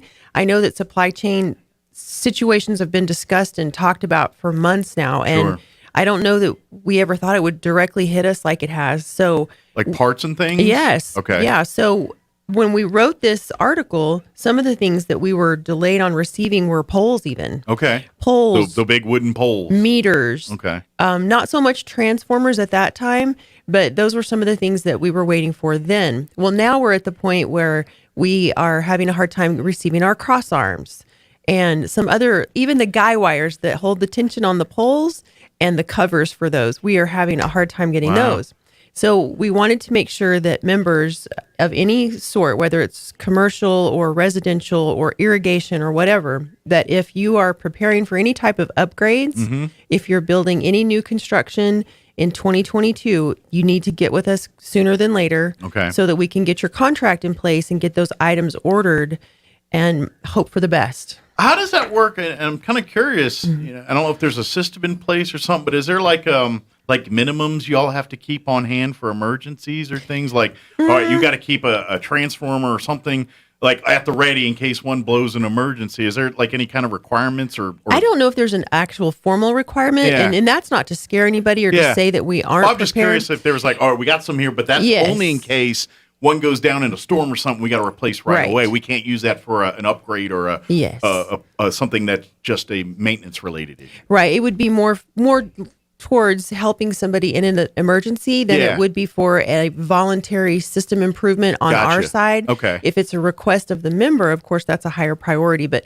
you know, sometimes we just go in and do repair work or switch out poles or that may not necessarily have to be retired yet. Gotcha. But it could be that they need to be. You just got to make things work longer than probably originally intended to, right? And cannibalizing where they need to, and moving. You know, I wouldn't say robbing Peter to pay Paul, but there's a little bit of that going on just to kind of keep the ship afloat. Well, and that's one of the things we were saying in here is that we will be monitoring our inventory very closely. We will be utilizing it to the utmost availability, rather than having to keep purchasing a lot of things. Well, we'll purchase everything that we can, but it's receiving it. Yeah, we got the money to buy it. We just matter of getting it to come in and be delivered. Yeah. So, and that has a lot to do with workforce issues. We understand that. There's poles that we've ordered that are sitting somewhere. Sure. And, you know, we've talked about even hiring some truckers or something to go and get them for us. Sure. If they're stuck on a ship somewhere or they're, you know, who knows? Is there like an agreement between the power entities when that kind of stuff goes on as far as supply and demand? And it's like, hey, we need poles here. Do you got extras? I mean, is there any kind of that communication or is that more you know what? Private? That is a great topic too. Yeah. Okay. I didn't know if that. I got to commend Chuck Pinson, our general manager. He is always prepared for anything, whether it be accounting, government, political work. It doesn't matter. He's prepared and he's thinking. He's this engineer thought process. I didn't know if they had those kind of relationships between the companies. They do. Good. Okay. They do. So one of the coolest things that happened recently is at the statewide managers meeting, they all talked about. So we border with Lee County Electric, we border with Roosevelt County Electric and Otero County Electric. We are a part of the New Mexico Rural Electric Cooperative Association. So therefore, all the co-ops in the state have that if they want to be. It's a voluntary group, but if they want to be a part of that association, then make it a bigger co-op. Yeah. So I think there's 14 co-ops that are involved with that, and they all work so well together, and each manager plays a role in that. Gotcha. And they have agreed now to take inventory of what they have, share that with the other co-ops. Gotcha. And triage as needed. Yeah. Okay. So it's even if it might affect member services, if we had a problem getting a water heater for somebody, Lee County Electric sells them. Sure. Farmers Electric in Clovis sells them. Yeah. So vice versa, if they needed something from us. And it could be as simple as a meter. Well, good. Well, that's good because or a truck. And it makes sense in the big picture things because even though everyone runs their own little grid, so to speak, they're all connected. One can affect the other just as easily. You know, that's just like when Texas was having those issues a year or two ago with the storms and the power outages. It was affecting here because they're trying to disperse that strain across the grid. So that means they got to lower it for everybody. That's right. So that's why we're all connected, even though every company or co-op has their little patch in the woods there, so to speak. They all are interconnected, and one can impact the other just as easily. So, very, very so true. That relationship almost by default kind of has to be there a little bit. Well, and the 4 co-ops in the southeast corner of New Mexico, we all get our wholesale power from the same provider, Gotcha. which is in Oklahoma. Mm-hmm. So I guess we're fortunate also in that way that we can all rely on that same Western Farmers Electric to help us throughout any real emergency. So Gotcha. yeah, and That's good. we have a really good representation with their board, and one of our board members is a board member for Western Farmers. So he keeps us, on board with all that. And if you notice too, and this is I think a talent to CVE and really all of our line workers and folks in this region. We get our share of weather and things too, but we're always the groups that are sending out to help others, and we rarely have to get that our own. You know what I mean? How I can't remember hardly ever in my life where people are coming to the southeast of Mexico to no, we're usually sending out everybody here. Yep. So think about that sometimes, and think and in the big scheme of things, and how so when you think about a brownout one day, or think, oh man. How often do we really do have quality services here that really manage on top of that stuff, and it really is one of those things. We've got it so good that we look at it like, oh man, when we do have a little outage or something, it's a minor inconvenience. It's never a life and death or worrisome thing. It's always like, man, now I can't watch my show. Well, and people, should be aware, we have really smart people working at CV. We have great engineers. We have people who prepare for the worst or expect the worst and prepare for the best, whatever phrase you want to use. Sure. But they are constantly thinking about safety of our services, safety for the members, and safety for our employees. Yep. And they just try their very best to respond correctly and whatever needs to be done quickly. So, Absolutely. yeah. So we do appreciate each and every one of those folks, and really, and whether you're a CVE member or you pay to electric company or wherever it is, the advice we're talking it works either way. Right. Have a plan. Think about some of these things, and even check in on your friends and neighbors and things, especially when that's rural life. That's we always look in on our neighbors. We always, that's right. That's just how we do it in southeast New Mexico. So, when we get that one day that's going to be bad, let's all be on top of it and get prepared, like you said. Hope for the best and prepare for the worst. Right, and we've just let us know again if you are trying to do something.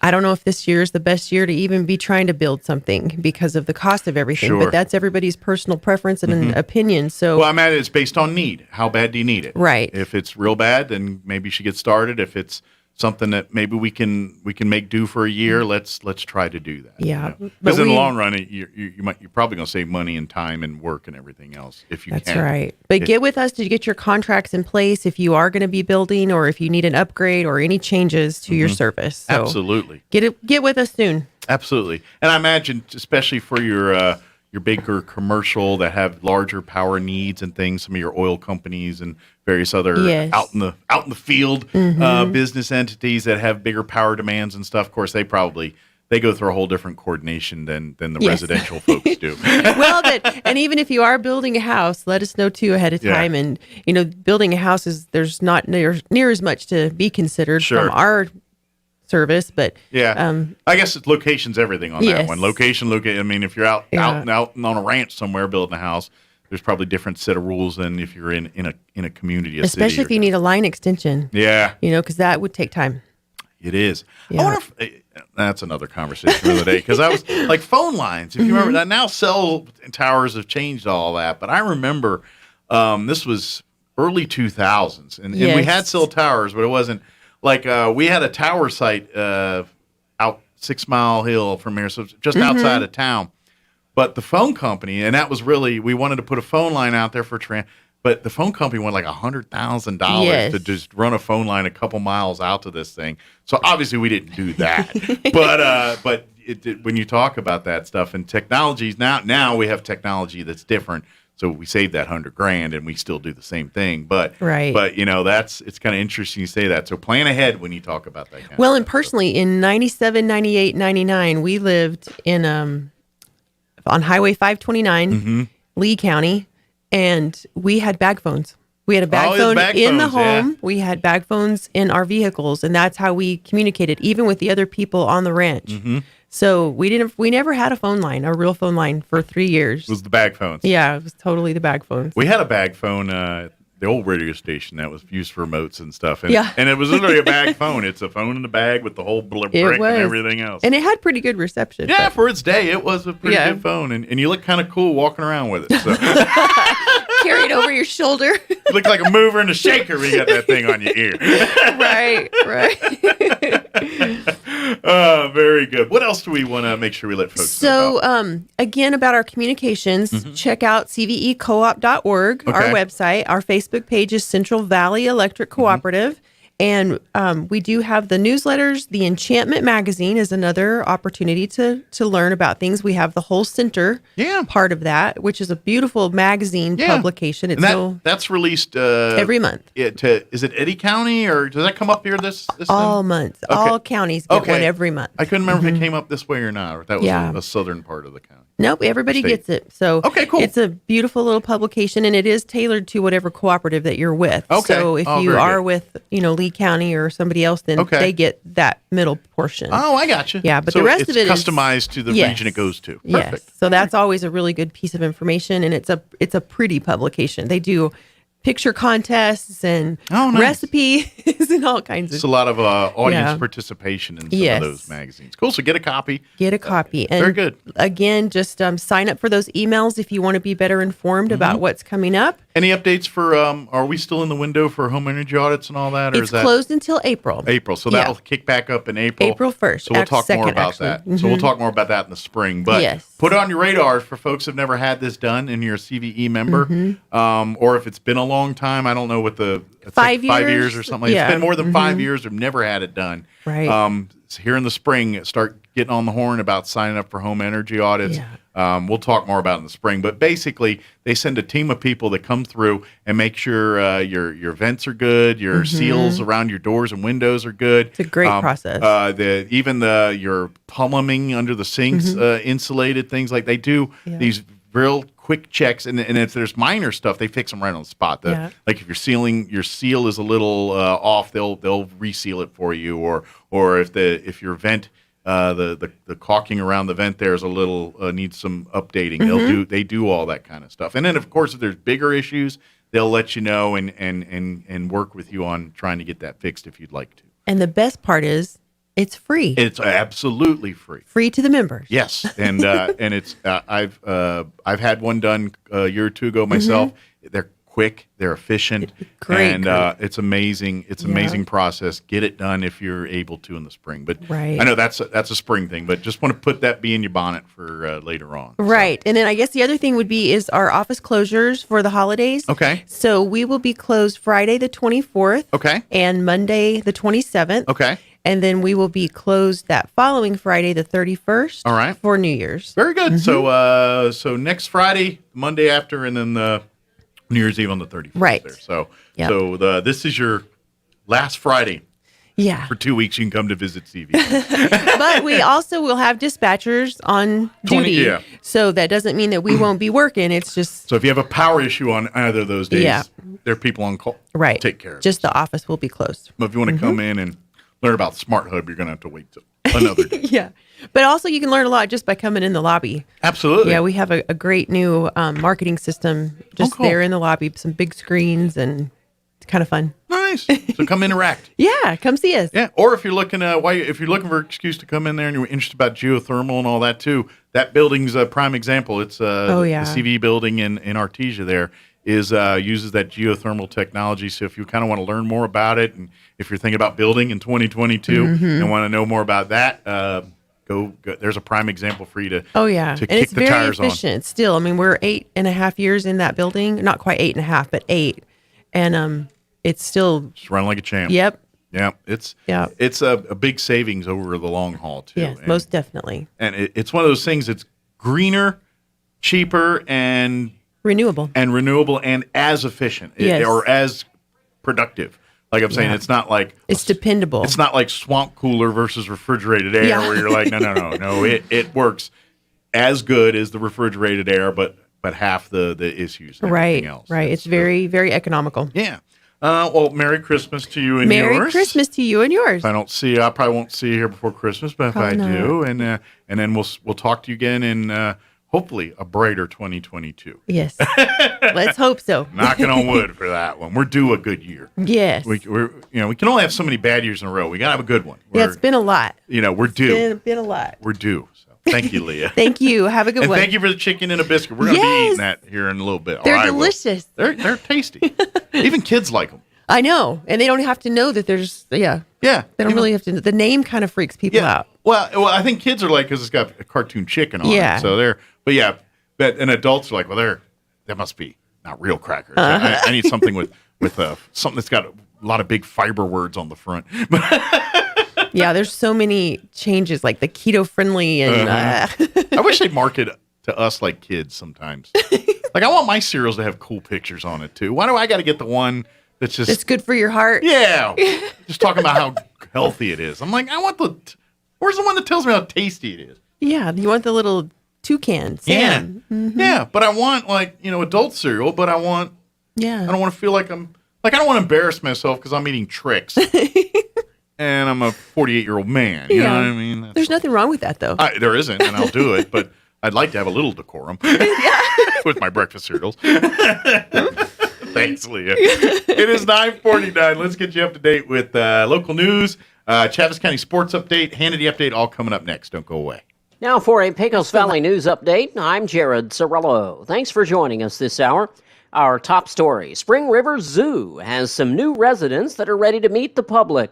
3 young capybaras will soon be settling into their new home at the Roswell Zoo, where visitors can come see them as they make their debut at the facility this weekend on Saturday.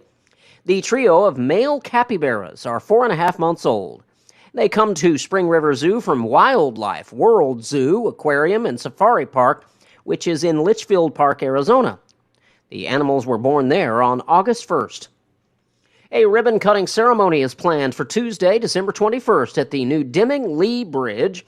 Roswell Mayor Dennis Kintai and the Roswell Engineering Department will celebrate the opening of the Deming-Lee Bridge at 2 o'clock p.m. on the 21st at the corner of Deming Street and Lee Avenue. You're up to date. That's a look at local news headlines. I'm Jared Cirillo. Your morning espresso starts right here. It's the Sean Hannity Morning Minute. We have a 40-year high of inflation. We've got the Fed talking about not 1, not 2, but 3 interest rate hikes next year. That's not going to be good for the economy either. Manchin also opposed Biden's plan to end offshore drilling. This was in the Washington Post. He refuses to get behind these new Green Deal provisions in the legislation that would restrict new oil and gas development off the coast of Alaska, the Anwar location, the Arctic National Wildlife Refuge. It's emerged as a new flashpoint for Build Back Better in that bill. And Manchin, his entire state of West Virginia is dependent, reliant, the whole economy on energy. Why would he support that? He's standing up and serving the people of his state. He's doing the right thing. The Sean Hannity Show from coast to coast later today. Hey, I've got good news today for parents that want to homeschool their children. Look, by now you've already heard about the Acellus learning system. It's now in use by 6,700 schools all over the country. And this year with the pandemic, Acellus, they've become the go-to solution for schooling students at home. Now, the good news today is more and more school districts, they are stepping in to pick up the cost of providing high-quality Acellus lessons to students studying at home. The program is called Cyber School, and the students study at home, and the local school district picks up the cost of the tuition. Now, check to see if your district is participating in cyberschool.com. Now, this is an opportunity to have Acellus best homeschool solution for your kids at no cost to you, the parents. That's cyberschool.com. Now, Acellus really works as a homeschool solution. By the way, students are able to participate in their district's sports and social activities. It's a real game changer that people have been looking for. Cyberschool.com. That's CYBRschool.com. I'm meteorologist Steve Hamilton with your Pecos Valley weather. We've got some cooler temperatures on the way for our weekend as a cold front starts moving into eastern New Mexico. Still pretty warm today, 65 to 70 on our afternoon high and partly sunny. A few clouds overnight and getting cold with our lows in the lower 30s. Then quite a bit cooler on Saturday with highs in the upper 40s and low 50s, around 50 and sunny Sunday. That's your latest forecast. I'm meteorologist Steve Hamilton. It's time for the Chavez County Sports Reports. Last night at the launch pad, a lot of shots were being launched. It was a boys-girls doubleheader in basketball, and it was a split. The Goddard girls defeated Roswell by a score of 53-46. Goddard now 4-5. They'll next be playing at their own tournament in between Christmas and New Year's. Roswell, meanwhile, is now sitting at 3-2. The Roswell girls will be playing at Chaparral Saturday at 2 o'clock. Meanwhile, the boys' game, boy, this was a thriller. Went down to the wire before Roswell won 67-65. The Coyotes are now 3-6 overall. Goddard is sitting at 1-4. Hey, don't forget, potential national championship today for the NMMI Broncos. They're in the Junior College National Championship game tonight in Little Rock, Arkansas. That starts at 6 o'clock against Iowa Western. The Sports Report brought to you by DSI. Call DSI for all your office technology needs. I'm Eric Butler at Roswell's Talk FM 106.5. With the SRN News Business Brief, I'm Rich Thomason. Wall Street tumbled following this morning's opening bell, the benchmarks falling well into the red. By mid-morning, the Dow, NASDAQ, and the S&P were all down more than 1%. Investors weighing the implications of higher interest rates, surging coronavirus cases, and ongoing tension between Beijing and Washington, as well as tension between the West and Russia over Ukraine. Closely watched survey has business confidence in Germany, Europe's largest economy, dropping for the 6th month in a row amid growing concern over the latest wave of coronavirus infections fueled by the Omicron variant. Turkey's currency plunged to a new all-time low against the dollar today, a day after the central bank once again lowered a key interest rate despite surging consumer prices. That move in line with President Erdogan's unconventional economic policy. With business, I'm Rich Thomason. Gear up for 2022 at Big O's year-end sale. Head to Big O for our best deals on tires, brakes, oil changes, and more. From December 11th through the 31st, save on Michelin or BF Goodrich at your neighborhood Big O store and get a reward card of up to $120 with paid installation. No resolutions here, just giant deals to get your car ready for the new year. Head to your local Big O and get a reward card of up to $120 when you buy Michelin or BF Goodrich tires with paid installation. But hurry, you only have a few days left to save.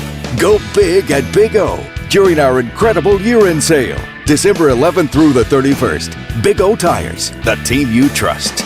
Not valid with other offers. Disposal fees extra and up to 10% shop fee based on non-discounted regular retail price not to exceed $35 where permitted. Void where prohibited. Additional retailer offer advertised within is independent from the manufacturer's offer. Upgraded installation packages available at additional cost. See store for details. Roswell Skin Center, a brand new state-of-the-art facility located in the 400 Penn Plaza building here in Roswell, is now accepting new patients. Dr. Brandon Cometti and his team offer a full range of skin care services, including general dermatology, surgical and cosmetic procedures, including cutting-edge laser rejuvenation, Botox, filler, laser hair removal, chemical peels, and other non-invasive options to improve skin health and turn back the hands of time. Call and schedule your appointment at Roswell Skin Center today, 208-2509. That's 208-2509.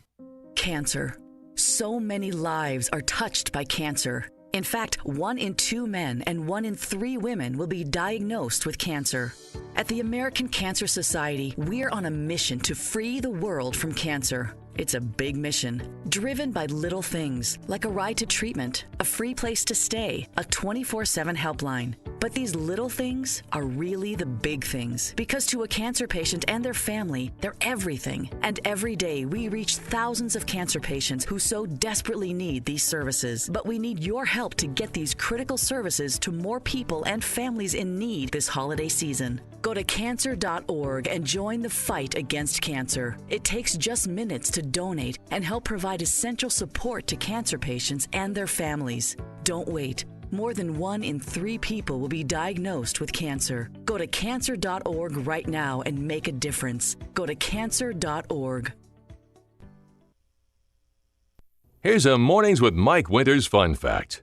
The Procrastinators Club of America newsletter is called Last Month's Newsletter. Their first newsletter should be released any day now. Here's Mike Winters. And good morning. It is 9:58. Got, about 2 minutes here before we wrap up today's show. If you missed any part, you can always check it out at your leisure. We played our interview we had with RISD Superintendent Brian Luck in the 7 o'clock hour discussing highlights from a school board meeting that took place earlier this week. We had Chaves County Manager Bill Williams join us last hour and gave us the rundown from yesterday's county commission meeting. And then, of course, Leah Boone from Central Valley Electric was just with us talking safety and talked about some different ways you can stay up to date on your energy and all that good stuff. So if you missed any part, go back and check it out at your leisure, ksvptv.com in the Mornings with Mike Winters channel. Hey, I'd love to see y'all come out and hang out with us tomorrow night out at the Roswell Community Little Theater. Santa's Talent Search is happening tomorrow night, beginning at 7:30 p.m. It's going to be at the Community Little Theater there. Officially, the address is 1717 South Union. They've got 8 acts competing for $1,200 in prize money, including $500 to the first place winner. The winners will be determined at tomorrow night's talent search. You, the people, the public, get to vote for the Audience Choice Award, where they'll get a plaque and everything for that. So make sure you come and bid on your favorites. It's only $5 to get in the door, but to vote, they ask for I think it's $5 to make to vote for your favorites. All the money raised is going to help the Roswell Community Theater put money towards their roof that they got to replace there at the Community Theater. So when you're voting and when you're coming out to see it, you're helping the Community Theater get that new roof they need. And of course, it's going to be fun. We did our dress rehearsal last night, and we had we haven't